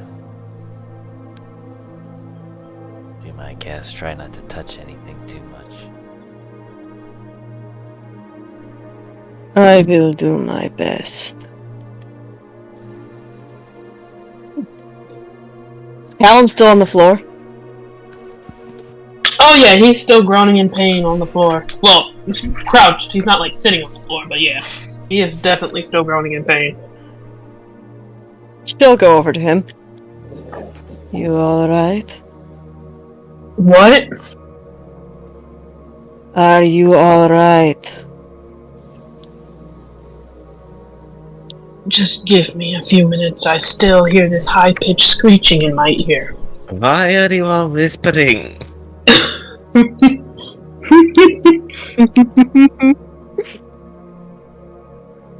Just warn a person next time. Ah, now I feel a migraine coming on. I did not realize your hearing was that sensitive. She'll kind of just rest Yes. a hand on his shoulder and give him like 2 points of lay on hands to fix any ruptured eardrums. Yes, I have a ear problem. So my hearing is a lot more sensitive. I will warn next time. Thank you. After that, she'll go inside.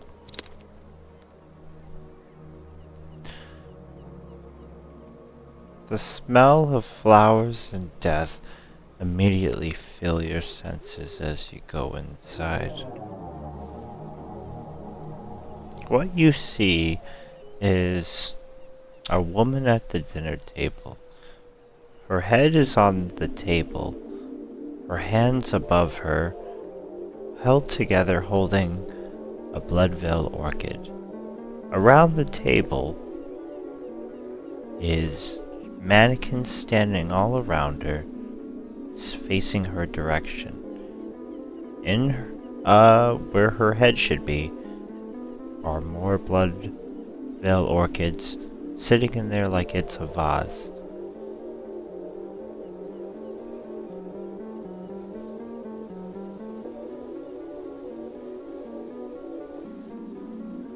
Well, that is something.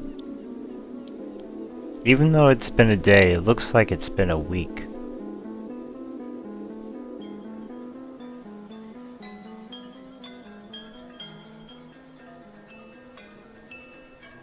You see Elgar kind of in the background. He's like just sketching in his sketch pad of the scene. He's not paying attention to you at all. He's just kind of focusing on everything.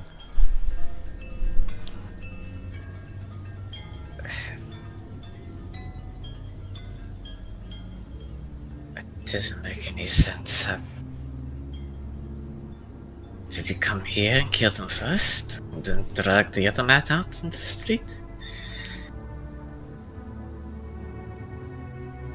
It's possible. No. Probably you do not want to come in here.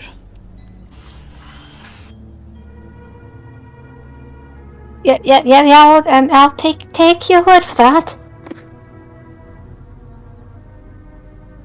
What were you saying, Connor? Yes, I don't understand. Someone must have seen it. That was the case.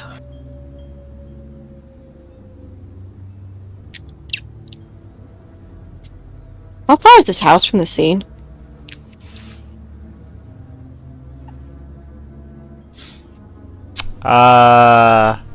The house is about 3 miles away from the scene, from where you were, but it's still on the north side.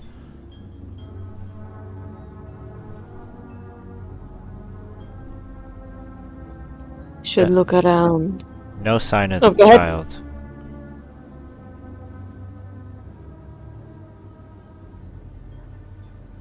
Cerulean's gonna just probably go around checking doors, windows, rooms for like any signs of any kind of struggle or anything. No signs of struggle.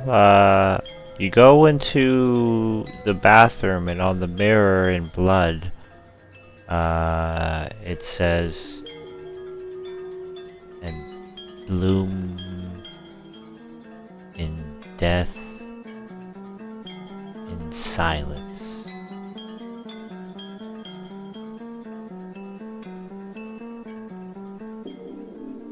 How fresh does the blood appear? The appropriate age, compared to the body, you would say basically from the same amount of time that you found the body, maybe a few hours. husband's body, rather. She's gonna look in the kid's room. See if it looks like he was taken out of his bed, or if he was never in his bed at all, like if the bed's still made. You see the bed, it looks like someone was in it and unmade. Someone got up. You do see an open window.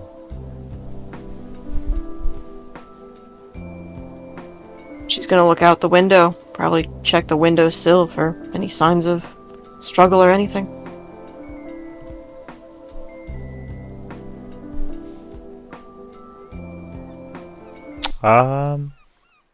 No struggle. Does the window lead out to a garden, or out into an alleyway, or... It leads out to a backyard. There are other houses surrounding this area on both sides, but to the back it would just be a big main road, kind of. I should go back out into the main room. I'm going to go look around the backyard. The child's window is open.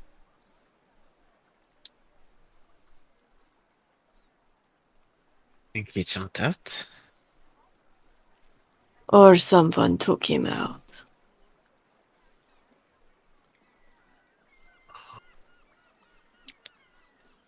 Yep, Cerulean's gonna go outside and just start checking the space under the window in the backyard for like any traces of blood or footprints or Yeah, anything weird. Connor's gonna go sniff around with her. Okay, do perception, investigation, or survival if you're investigating the backyard.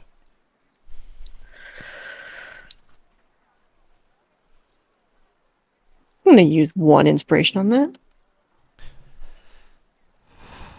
Can Proggy get to the backyard without going through the house? Yeah. Alright. Yes. Then when he sees people going back there, he'll take a look.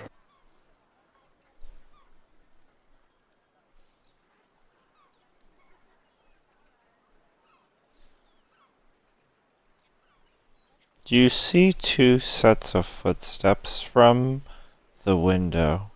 One the size of an adult's, the one the size of a child's.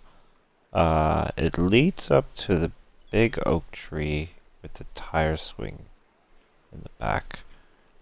When you look at the tree, on the tree it looks like a rectangle was drawn with chalk onto the tree the size of a door. That's where the footsteps stop, and the teddy bear from the child's room is also there on the ground next to the tree.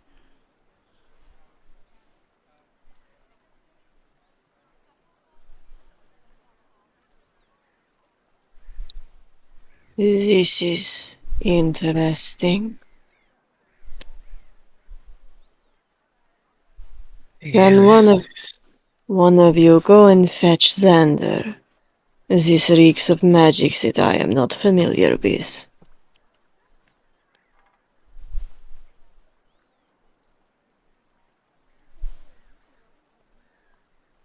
Alright. Xander. Yes. Just yell across the fucking yard for a second there and kind of walk over. There's something you should probably look at. Is there more of these fucking flowers? Seriously, where are they getting these from? It's like more than the shops.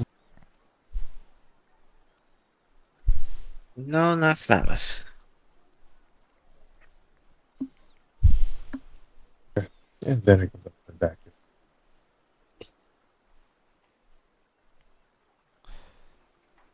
Yeah, when she sees him, Cerulean will just point towards the rectangle drawn on the tree.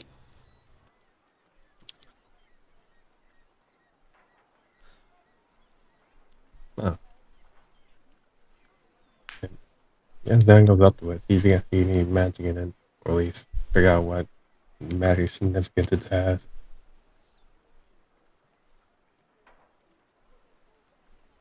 Or esoteric or whatever. Okay. You recognize the sigils. They're small sigils etched on the side of the rectangle. These are leading to that could be something of a dimension door, something close to that, or a teleportation of some kind. But basically, a mini portal hopping somewhere to one other place. You don't sense any magic now from it because whatever the original key was already used, and it's only a one-way kind of thing.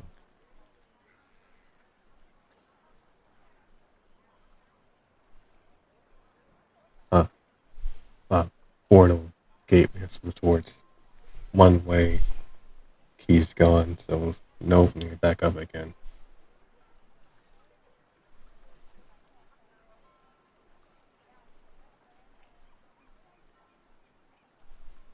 So he murders the parents and takes the child through a portal.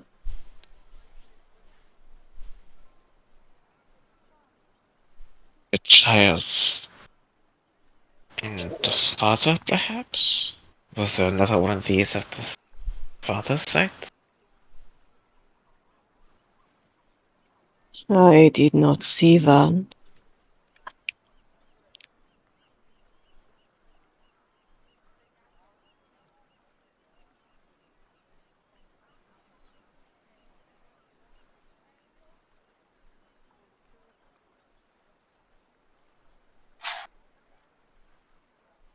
We could go and look again.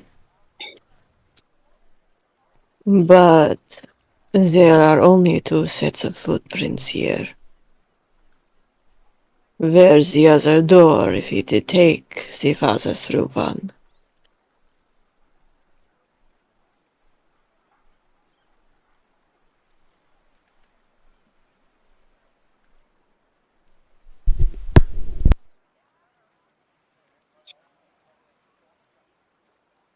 I go for the.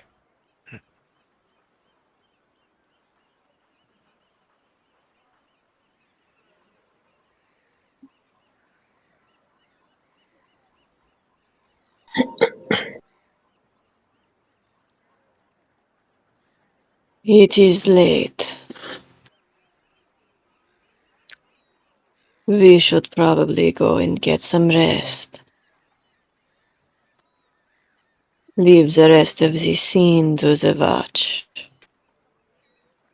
And make sure we are well rested for what we intend to do.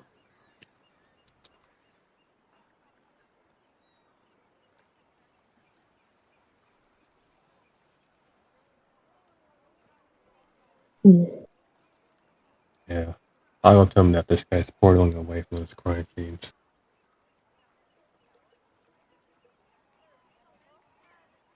You do that.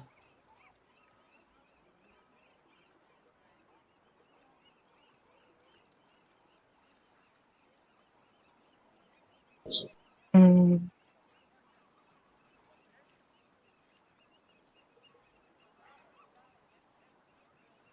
Galen, pierogi. Shall we go on?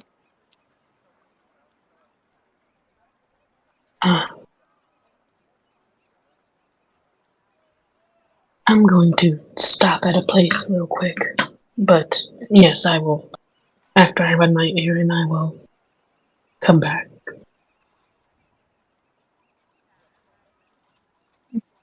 Alrighty. Yep, Cerulean will nod. And she's gonna start heading home. Proggy will follow. Where do you go, Callum? Callum is gonna go to the local slaughterhouse and basically ask for any of the meat that typically doesn't sell, like liver, heart, head, all that other stuff.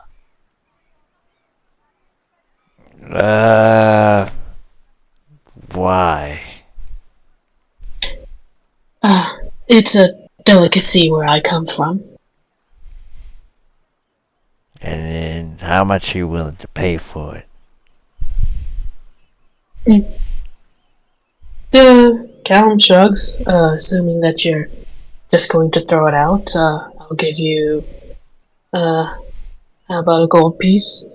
Do persuasion.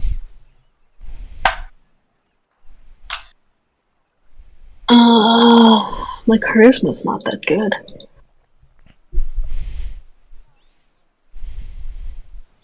Yeah, no, my charisma's not that good.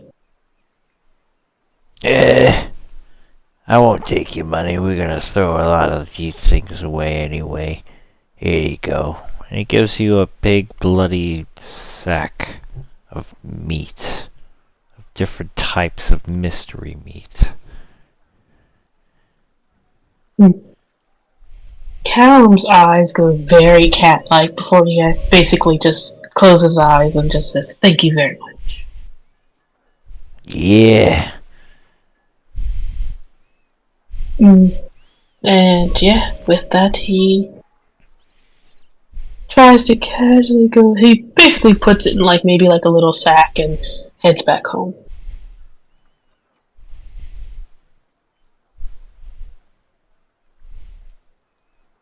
And everybody goes to sleep, right? Callum's going to devour his meat and then go to sleep. Cerulean's probably going to make a quick breakfast for her and Pierogi. And feed the baby. Feed the baby. Yes, feed little Cassette. Baby. Yes, baby.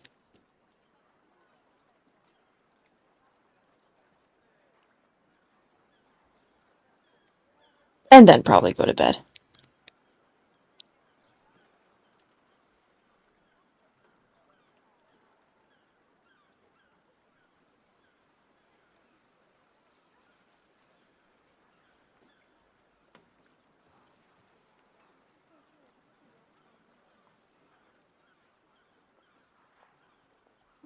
Regulate a bit, and then he'll uh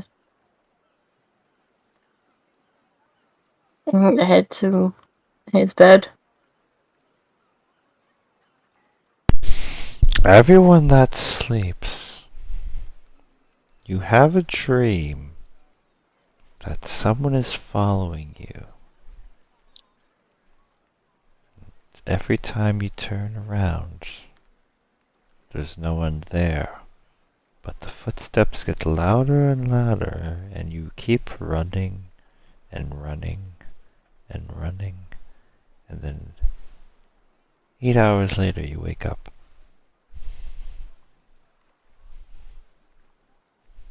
What if we don't run?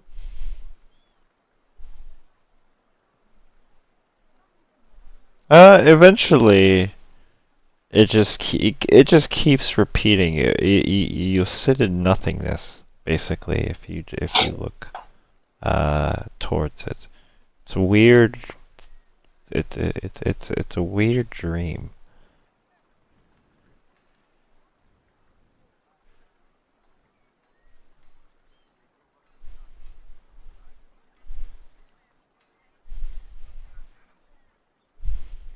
Well, that was interesting.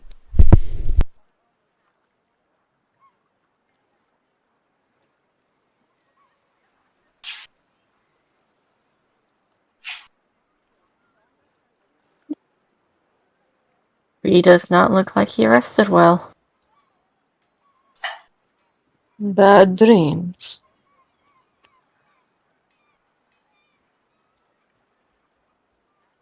Yeah, kind of. Was someone following you?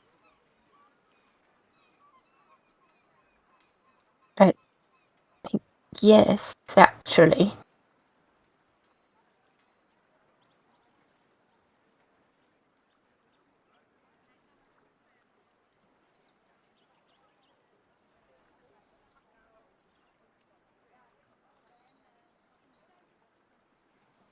Call it an hunch. But I believe we all have we have a target on our back now. Oh, that's lovely.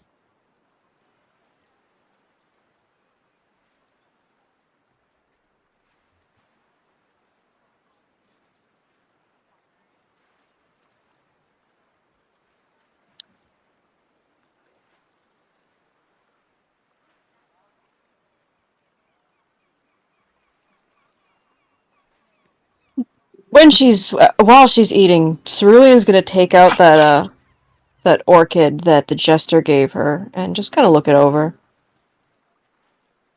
Has it wilted? Does it have any seeds? That kind of thing.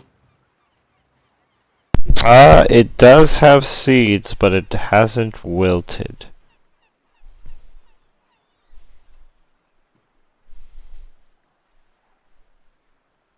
Yeah, she's probably gonna carefully gather as many of the seeds as she can. Is it cut or does it have roots? It's cut. But the longer you hold on to this flower, the more tired you seem.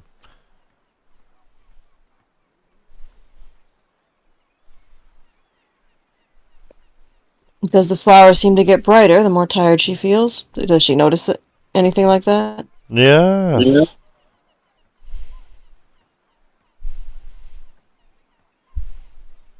Well, I think you are a very dangerous little plant, aren't you?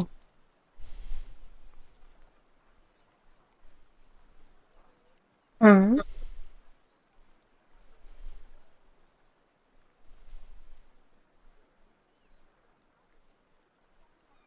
Yeah, Pierogi, you see Cerulean just stand up and go into the kitchen carrying the flower. Where the fuck even is the kitchen in this goddamn place? I designate this area the kitchen. And she's probably just gonna get like a bowl of scraps, like meat scraps from what she made for breakfast, just stick the flour in it.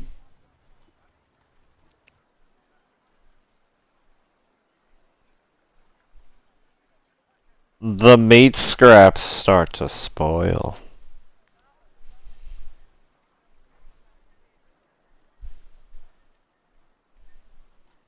Interesting.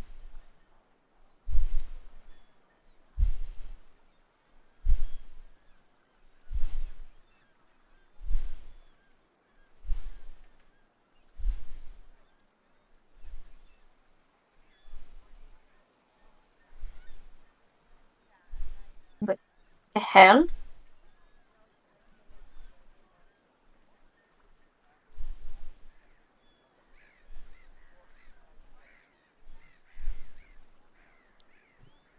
It's hard to explain.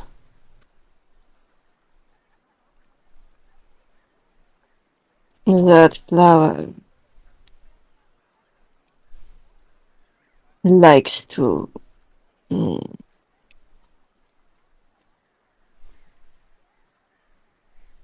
appears at least to like to eat people.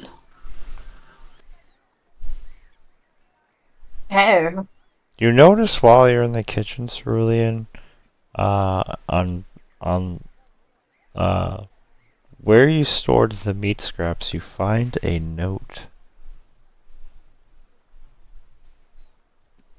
She'll pick it up and open it. It says, "You dreamt of running, didn't you? But you'll never outrun me."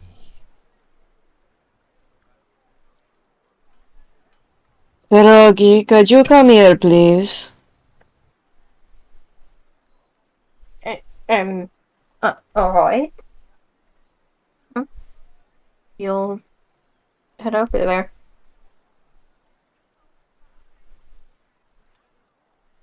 Cerulean will just turn and hold the note out to him. Someone left this in our pantry. What does it say?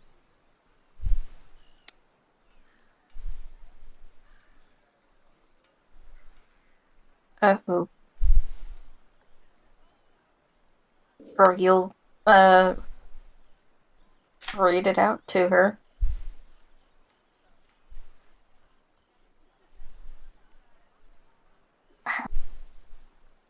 How did that get in here?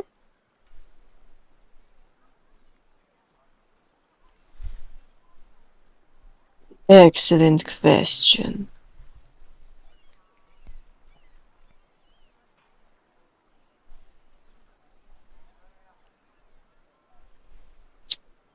You know, I think I should probably go see about a new outfit sooner rather than later.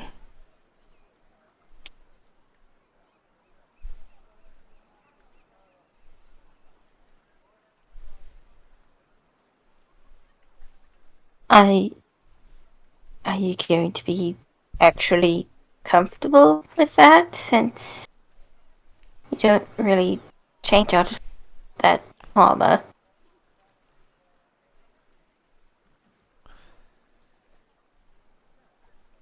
Long silence.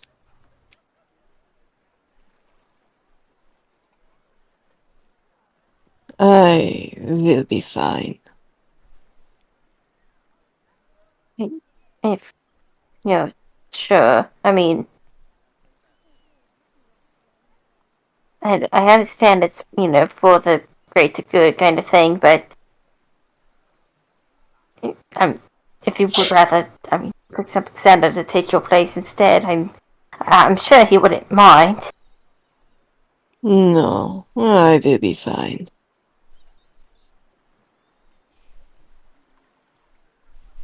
Right, if that's what you want to do. She nods. If I might offer a suggestion for you, though. Hmm. Maybe you should take Cosette and spend some time with Callum. Have someone to watch your back. And maybe see if he has a note in his own pantry.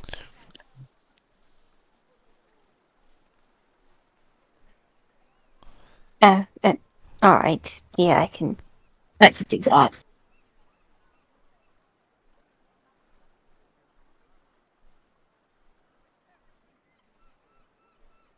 Oh, one last thing. Cerulean probably halfway out the door looking back. Where exactly is this shop located? Oh, it's in the north end. It's called Klaus. It's just his shop. Klaus's shop.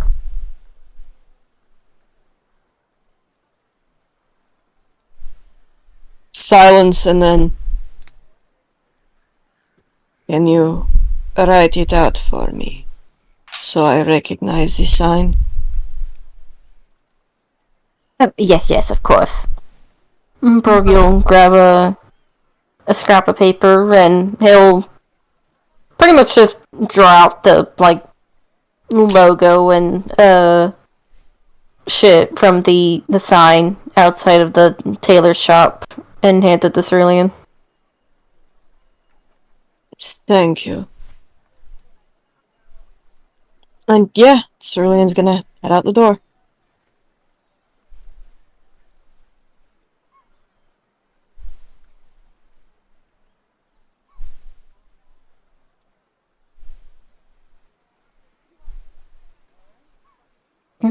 And Borg will do what Cerulean said, and he'll take the little baby basilisk and head over to Callum's. I can't control the basilisk, but she's with me in spirit. Callum, when you wake up and you put your hand under the pillow and you find a note. He'll open it and read it. You're so beautiful when you sleep. I've been waiting for you to awake. You missed me moments ago. Heart.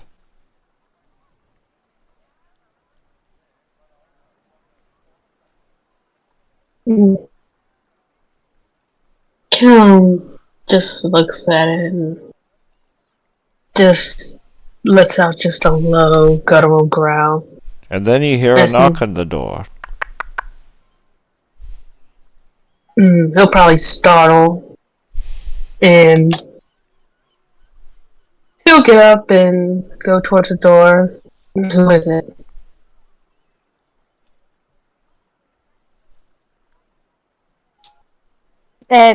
It's me, Pierogi.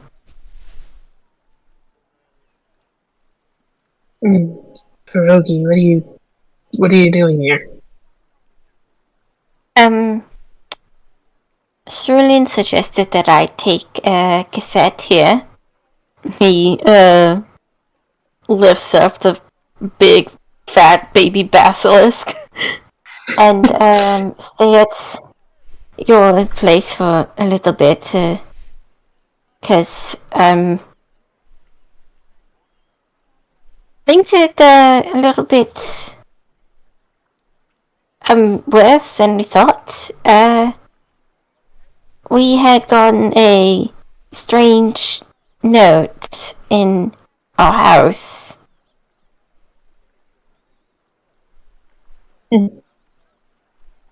Callum will open the door. And he's just wearing like a shirt and some pants as he says, what a coincidence, I've just awoken myself to one. Callum will hold out the paper that was under his pillow. Oh dear. But yes, come in.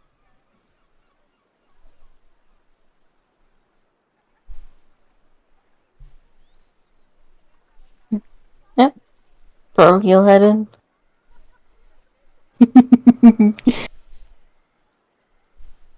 Very well fed.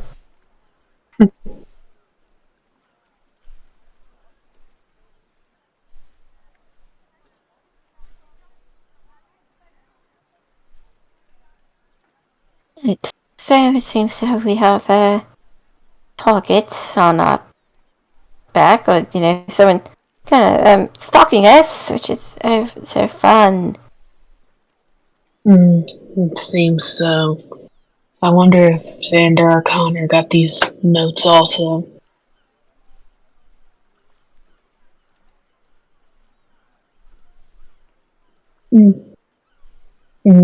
Krog, you probably hear light scratching. Like, kind of sounds like, sounds like someone's chiseling wood a little bit.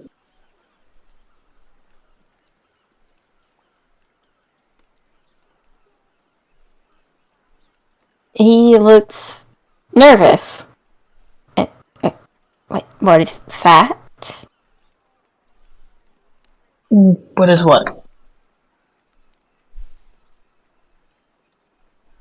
It's like a weird noise.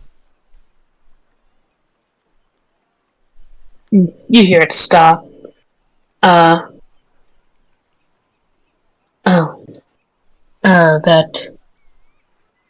That is just, something. Don't worry, it's nothing dangerous. Okay.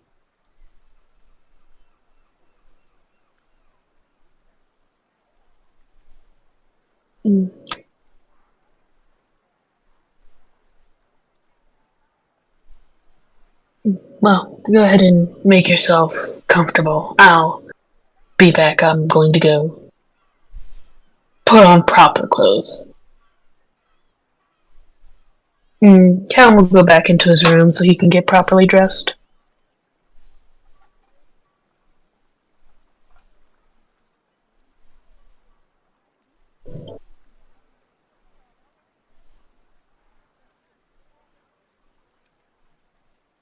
And what is Xander doing?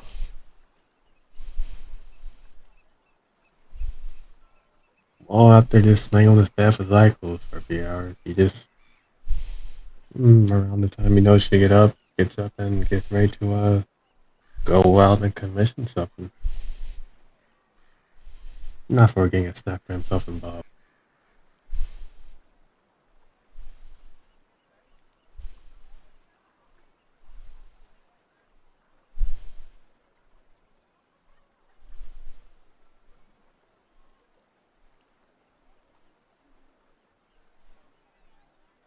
On your mirror, you see written in what looks like blood, saying, I brushed against you.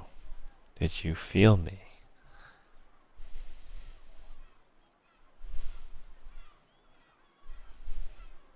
Who the hell? Bob, did you see anything?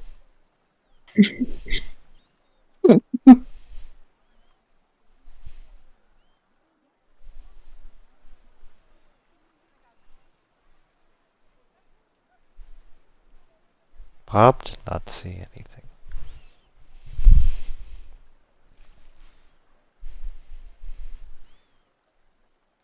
Oh, did he also fall asleep or did he really just not see anything?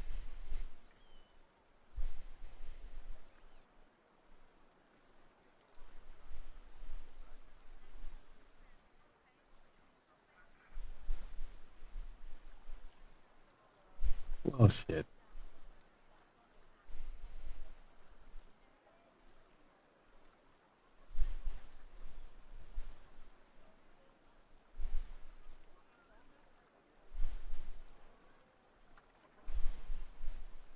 I go tell them that's some weirdo touching my face at night.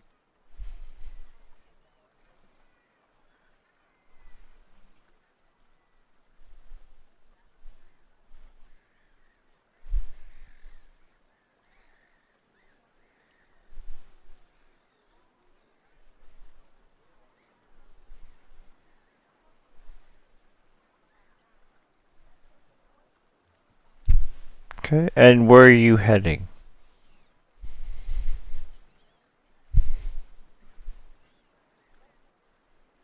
Oh, right now I'm just going out to see if you can't find the others. Okay.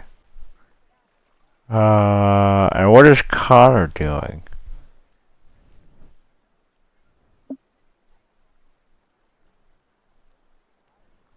Um, um, Does your character sleep? uh, yeah, actually.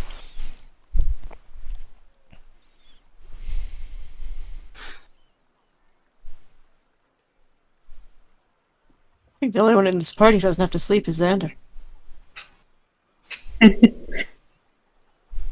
Healing though. For now.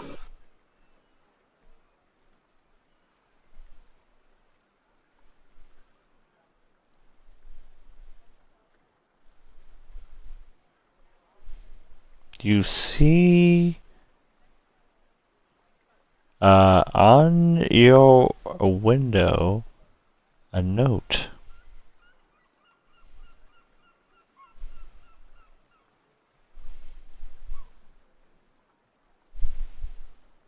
Like outside on the window, or? Yes.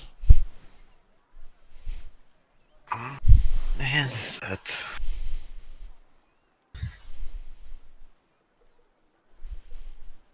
Go look at it.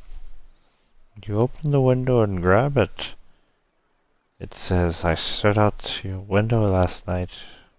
You didn't see me, but I saw you.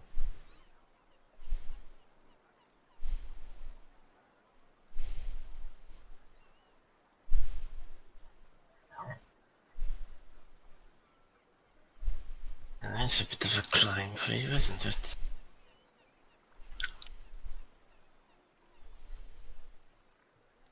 You see some of the stuff in your house kind of moved.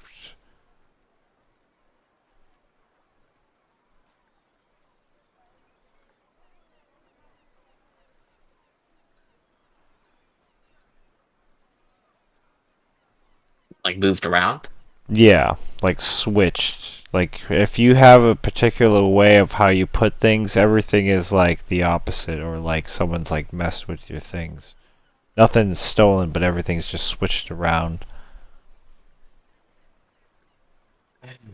You think so funny.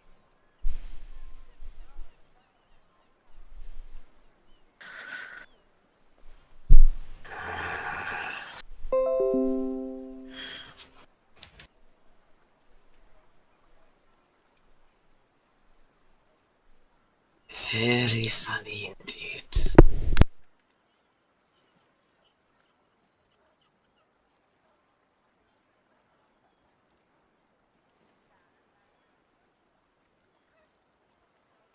He's just gonna get dressed and go out.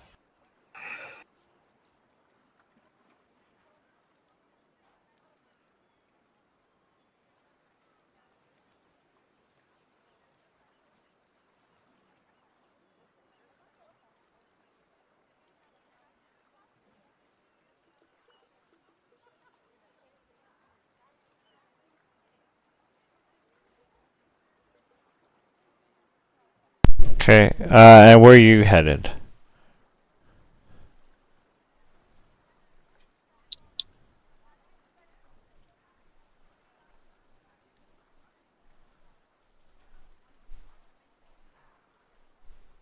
Still the same day. Yeah, it's still the same day. Yeah, because you went to sleep in the morning, so it's like late afternoon at this point.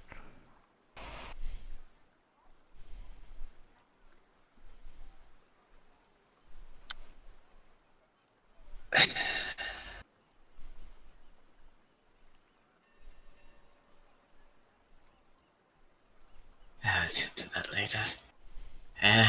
Gonna go down to the tavern.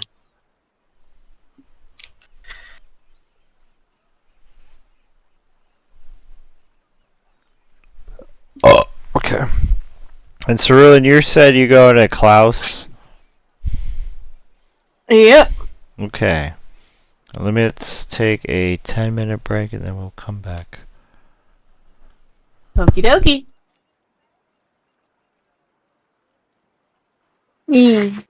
Okay. I'm really enjoying this so far. You're supposed to go there by yourself. I think the objective was to go there by yourself. Damn. Are we supposed to also meet at the thing? So are we just bringing cassette around? I mean, someone was in her fucking house. Cerulean's not leaving her kid alone. I mean, that's fine. I just remember Callan was also supposed to go get, like, the whole Taylor thing done. And I was just wondering if we're going to meet in the bar just to think it hilarious that we both just walk in and just Rogue is carrying just a baby basilisk. I mean, she's not that big. She's like the size of a small dog. I mean, I'm just pointing to the fact that she's a basilisk, not her size. And also, you really think Jean-Philippe is gonna let pets into his place? We're gonna get yelled at. He lets Bob in. Not bad. Yeah, but I think a floating zombie octopus is much more of an eye raiser than a baby basilisk who's sleeping.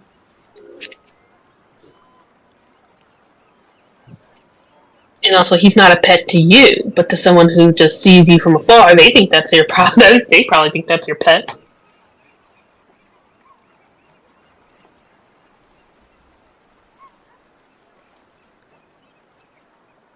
Why else would you have a floating octopus around you? Because he's cool. Fair enough.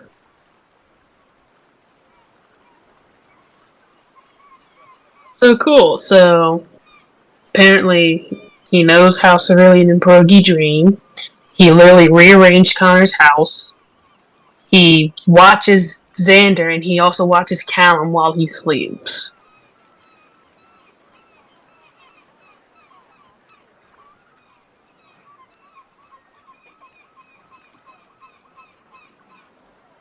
We have a certified creep.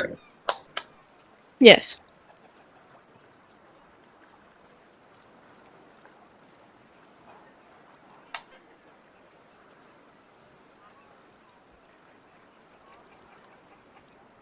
I guess I'm the drink. Okay.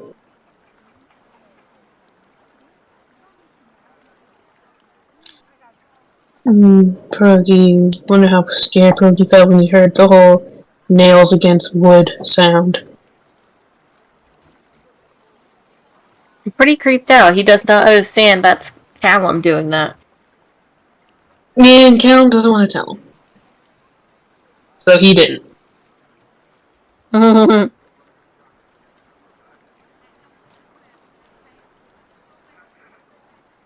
He'll just say it's termites.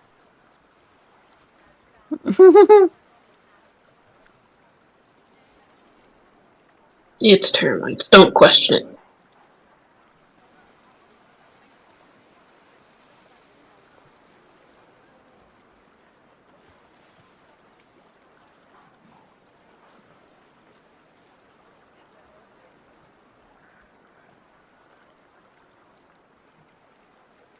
Don't question it.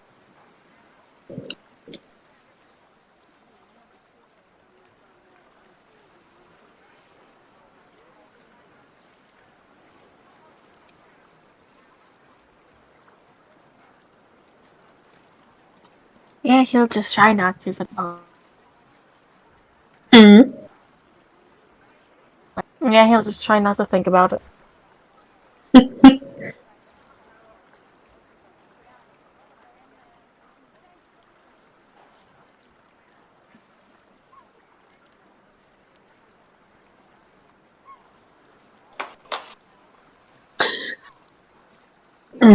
Luckily, Callum cleaned up before he went to bed. Otherwise, Pierogi would think that Callum murdered somebody in his house.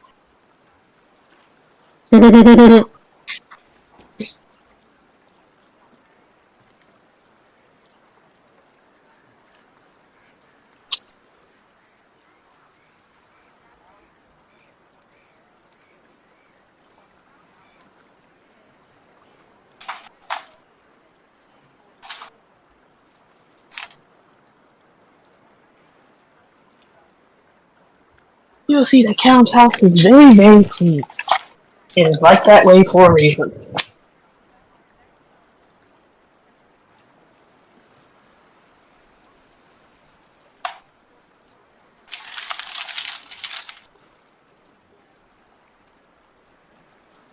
I'm back. Also, what Welcome you said, back. Ender? Oh, welcome back. Yeah, I do have to say I agree though. Like, if you're really gonna go after the 7 foot something tall lion woman in armor,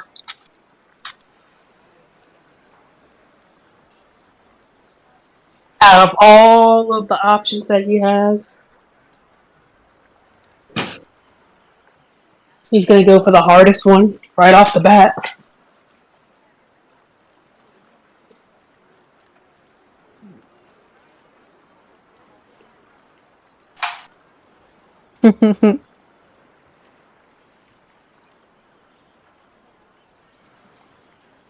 I mean, though, if he does, then Godspeed.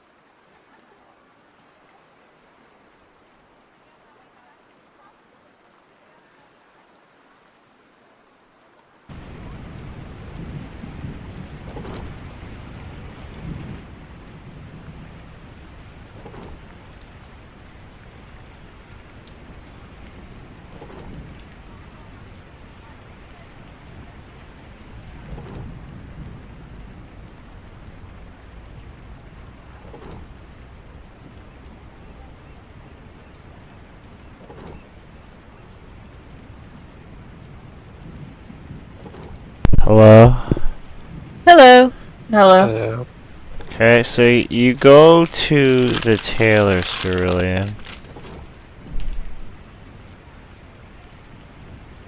Yes. It is empty. Except with him in it, he greets you as you walk in. How can I help you? Hello. I was, just hoping to get a new outfit. Any particular occasion?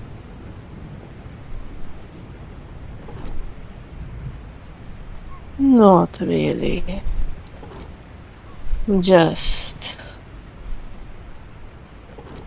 looking to fit in a little more, I suppose. What do you have in mind?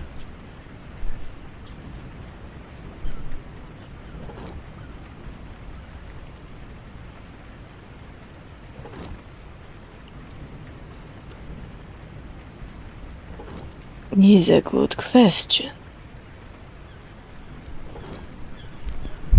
I am rather new to the city. There are a lot of your garbs are strange. What would you recommend for something on the everyday?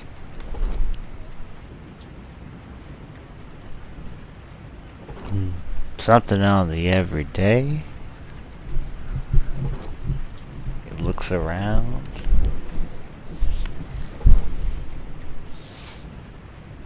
Goes to the back. He brings back a red floral looking dress with blood veil orchids decorated on the outside of it. Says you could try this on in the fitting room over there. Does it look her size? Yeah.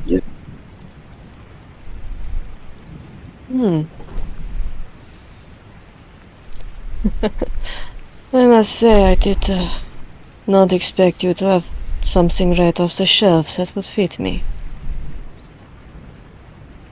I have dresses and fabrics and materials of all sorts.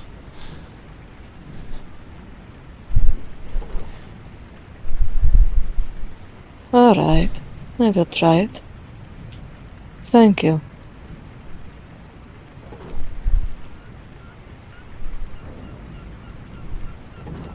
Okay, so do you go and try it? She does.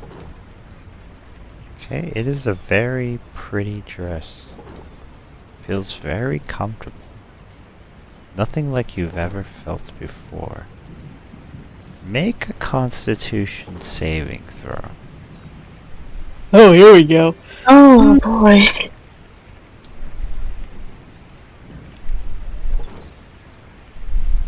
You're starting to feel a little dizzy, but you're strong enough to withstand it, but you feel like you've been poisoned. Does it feel similar to when the flower was draining her? A little bit, but a more overwhelming.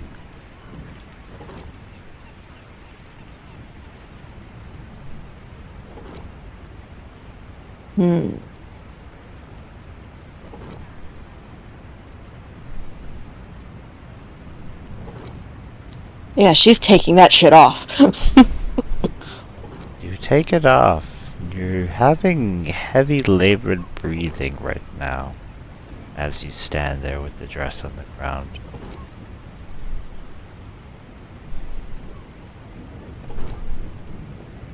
Probably just take a minute to try to steady her breathing. Make another constitution saving throw.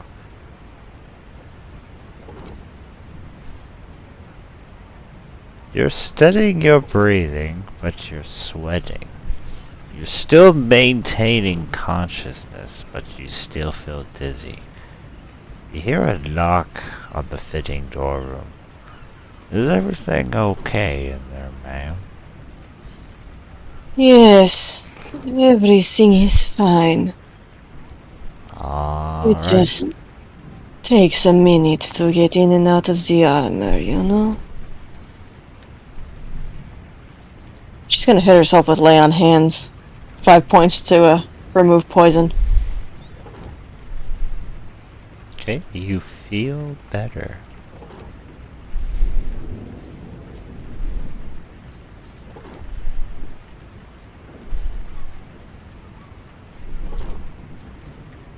Interesting.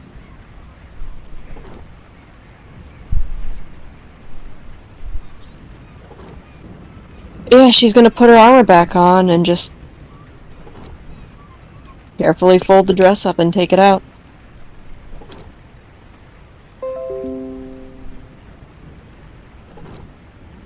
Was that you like it? It is, yes. Or would you prefer something more custom? I was going to ask, actually, if, one could be made in blue. It could be. Just let me take your measurements, if you don't mind. Very well. May I keep my helmet on? Wow. Sure.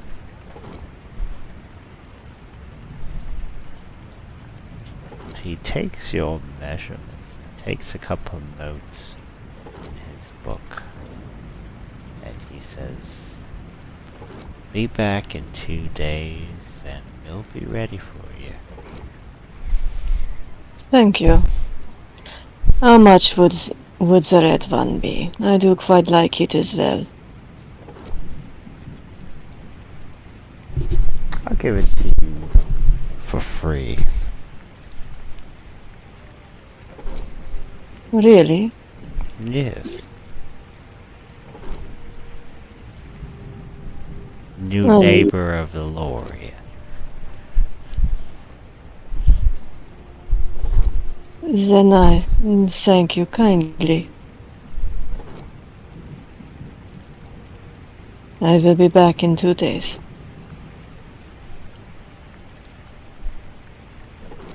She bows and walks you out.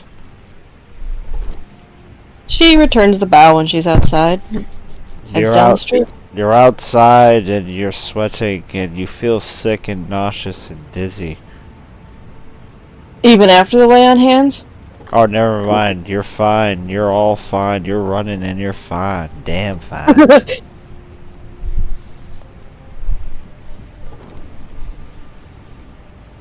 I guess everyone eventually goes to the Gilded Dragon. If it'll let me load it. Yep, she'll head that way. Yeah, after a little bit, Callum will probably tell Pierogi to bring Cassette along to the Gilded Dragon.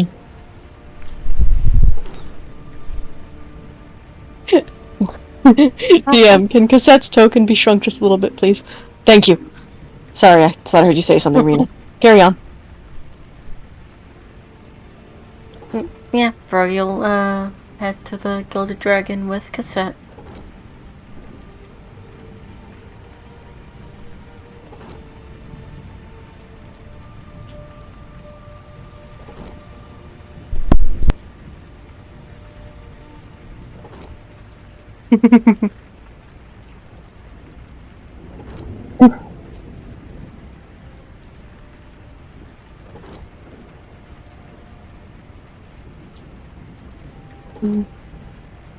So, does anyone else know how in the world this person was able to get in our houses to give, well, in my house specifically anyway, I don't know about the rest of you, but get into my house and somehow put a note under my pillow.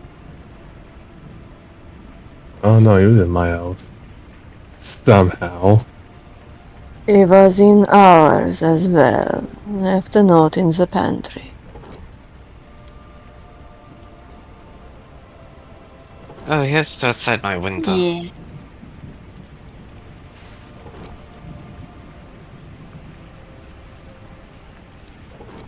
And then someone moved my things around.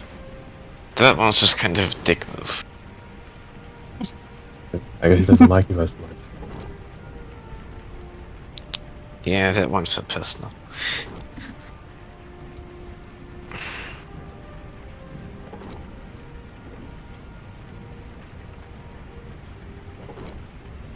I mean, we already know he can use some type of portal magic.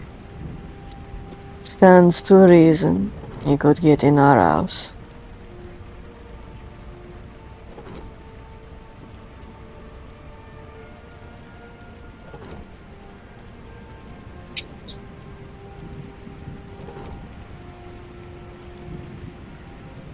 I went to see him earlier.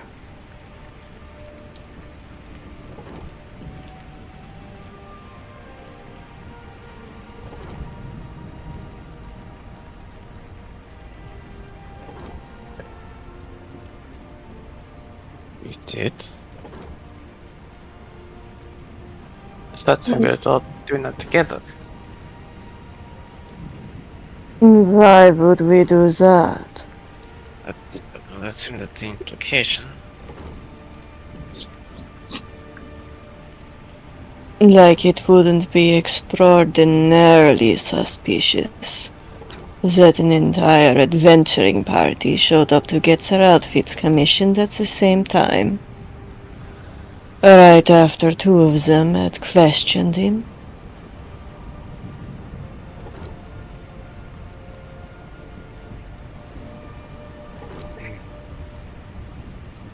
Well, what's happened then?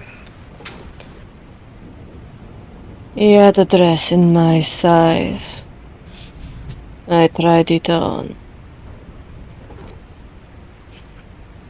I almost passed out.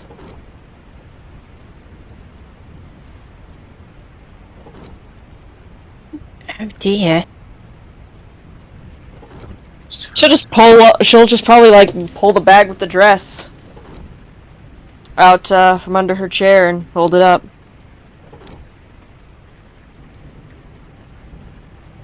Dan looks at it with a magic eye. Connor looks at the dress and then Connor looks at Cerulean and kind of goes, The dress faintly has the aura of necrotic magic, life-draining magic.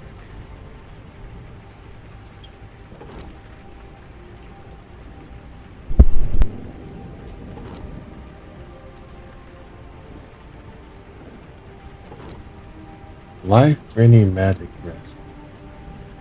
Oh, it's neat.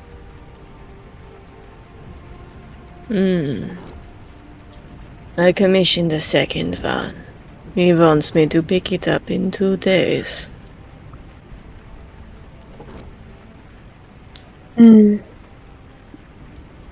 Convenient. Very.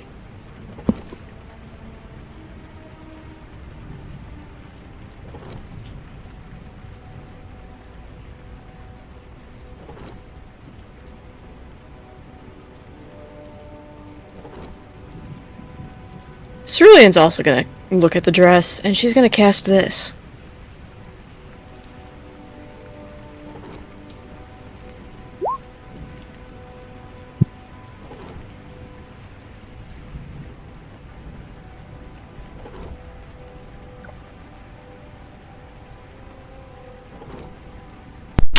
You do detect that it is poisonous.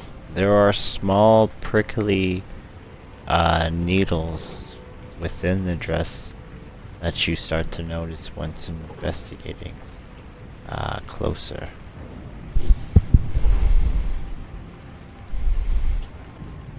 Life-draining magic and poison.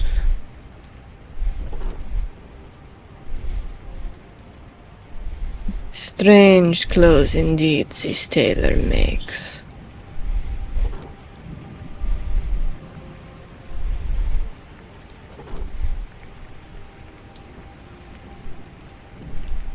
Do you think this is how he weakens his victims?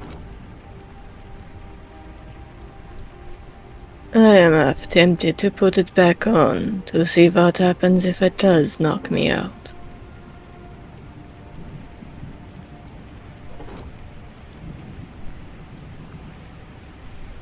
I don't suggest that, because, what if it, kills you?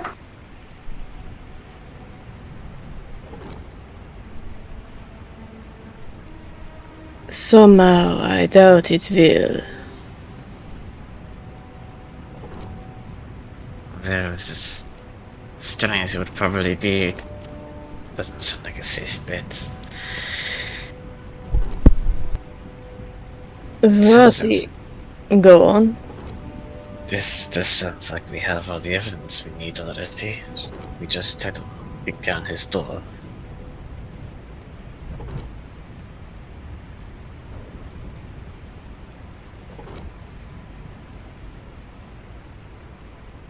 I would rather catch him in the act. Make very well certain he cannot weasel his way out of this.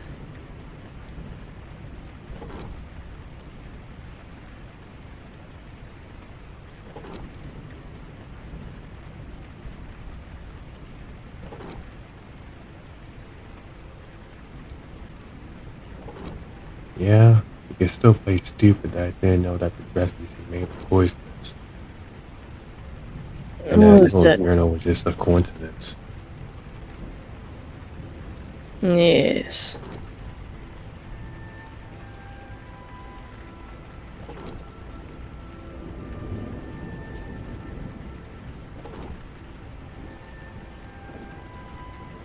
What if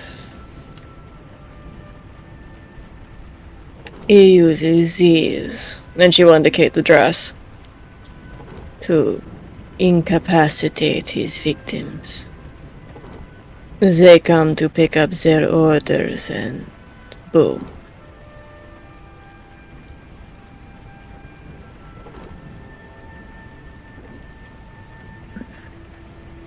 Easy to transport, easy to kill wherever you need them.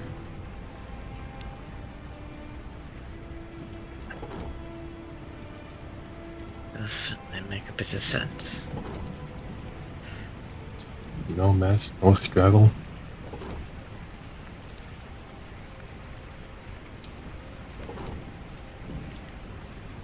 Yeah, though, to go through the effort to go back to the house, life.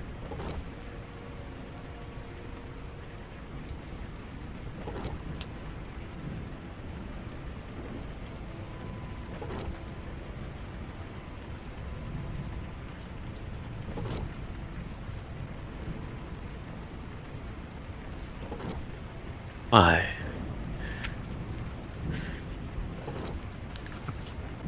Maybe he just wants the whole set.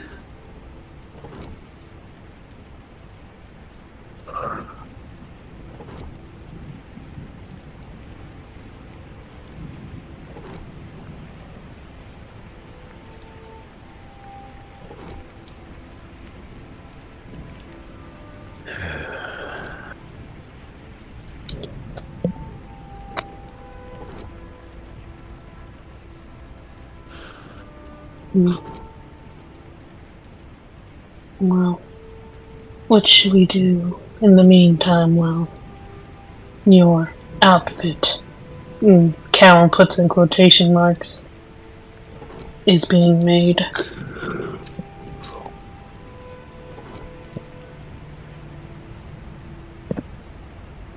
Assuming that you will be his next target.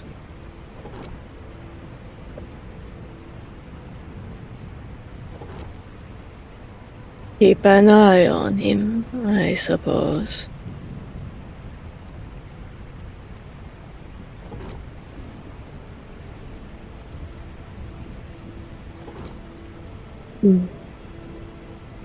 Should we also keep tabs on his wife? It still doesn't settle me from what you said. If she's willing to do anything, basically, that he says, she might be helping him. That's what I'm Yes. thinking. I Also, would assume so. Sorry. Go ahead, Pierogi. no, go ahead. No, you go. Alright. Well, I was just gonna say, in calling on Callum, you could perhaps break into the tailor shop again to see if he perhaps does some creepy doodles of cerulean.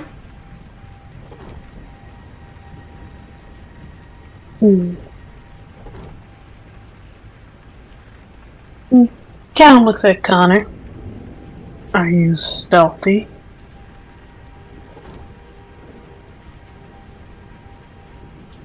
Andy.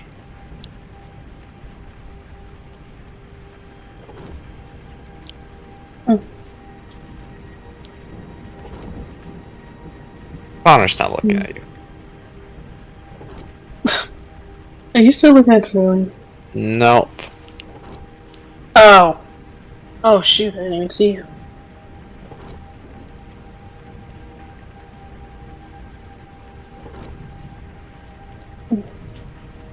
Is that your...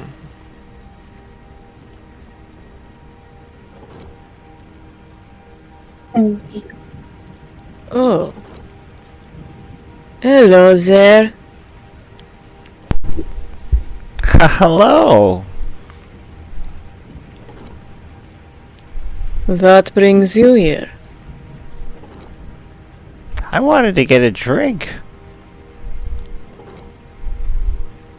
I see. Will you allow me to buy you one? Sort of an apology for souring your walk last night. Sure.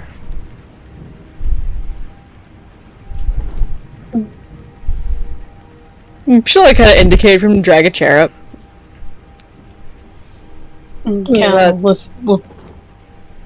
Sorry, go on. Oh no, Callum's just gonna whisper to Connor, yes, that is the gesture we saw last night. Creepy fellow, if you ask me. Never seen that. He drags his chair up, and when he gets close to you, Cerulean, his voice changes again, and he says, "Do you like the notes I left you and your friends?"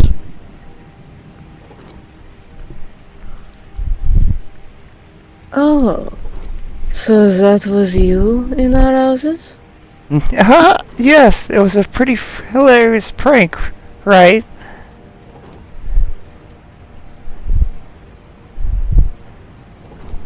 Not quite the word I would use for it. What sort of drink would you like? Milk!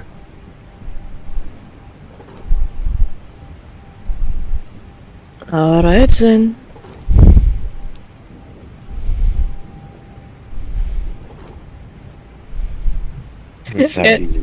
You climb my window and decided to move my things around? He grabs the milk, brings it to his mask, and dumps it on his mask, and then he runs out the door.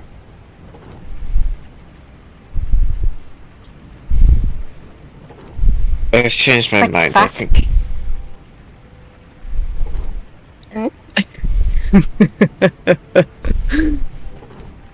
I've changed my mind, I think he's the murderer and I still think he's a weirdo. I also think he is a little bit of a oddball. He is a weird one, that is for sure.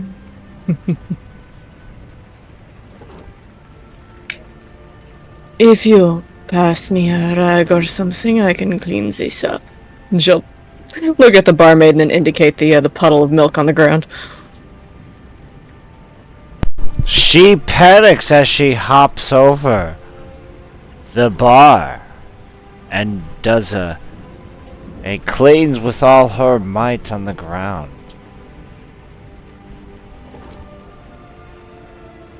Are you alright, miss? I will. We won't be if John Philippe sees the stain. As she cleans everything as the best of her ability, it comes back over the bar.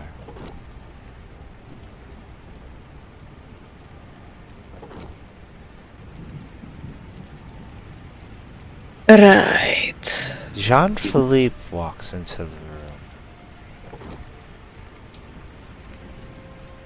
He looks at all your faces. What do you guys' expressions look like right now? Cerulean's is just her usual deadpan, at least what you can see of it. Bewilderment. A small frown. Mild annoyance.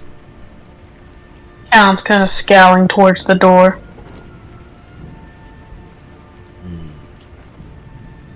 I don't like how quiet you guys are. Would you prefer I sing and dance?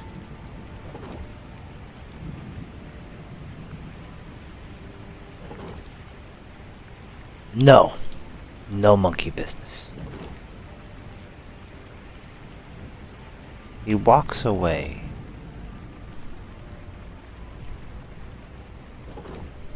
This city is fucking weird. Yes, I'm starting to not like this place in general. He's strange. A lot of things here are strange.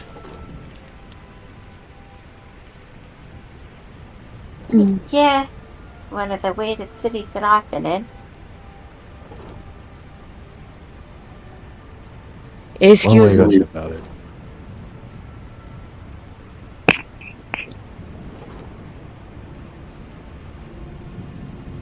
Excuse me, ma'am?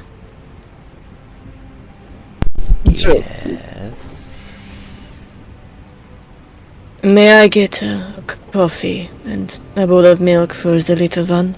As she indicates cassette. She grabs you a bowl of coffee and a cup of milk.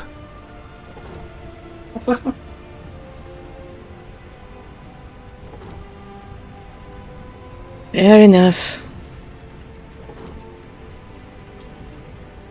Cerulean is gonna grab the bowl of coffee and just down the entire contents.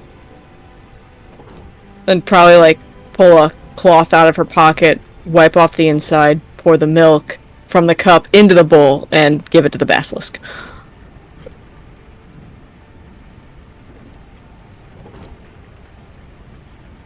She looks at you and says, "You're weird." Walks away.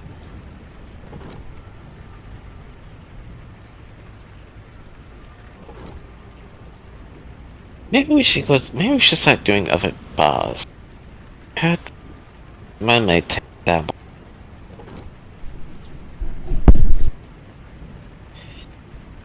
I don't know. This one is entertaining. Yes, if you like getting yelled at for, spilling your drink on a counter or because of the way you drink, then sure, entertaining could be one of the words. Hey, the only bars as nice as this one, you can go there. Plus, the barmaid is rather cute. I mean, I'm not going to argue about that.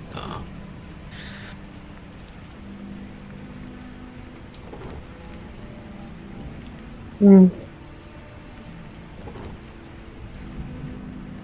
Not exactly sure if that attitude is good.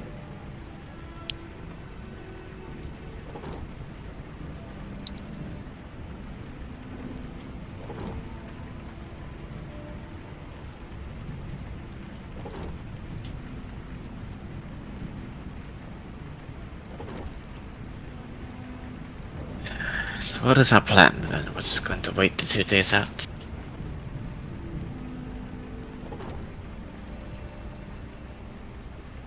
A good idea, probably. Keep an eye on the tailor's shop. Keep an eye on his wife. What you And like suggest? Pierogi suggested, and check his sketchbook.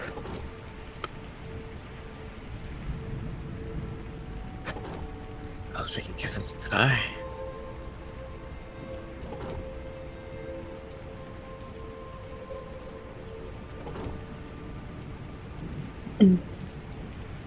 Yes, I'm fine with that.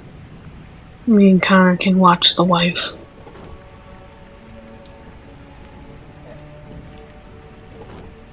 After we're done looking back at the shop.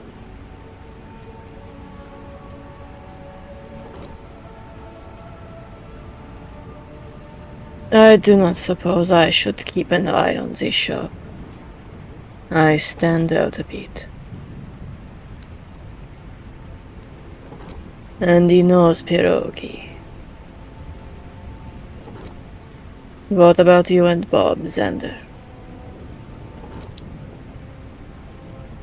Keep an eye on the shop? Yeah, that's easy. Excellent. Make notes on who comes in and out, if you can.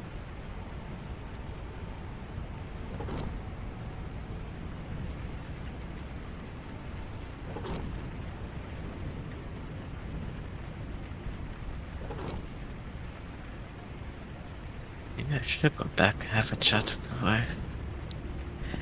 Wonder if she's more cooperative on her own.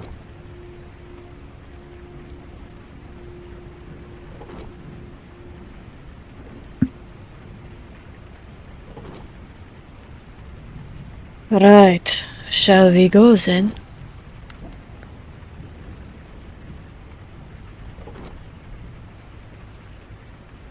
We're not doing anything sitting here.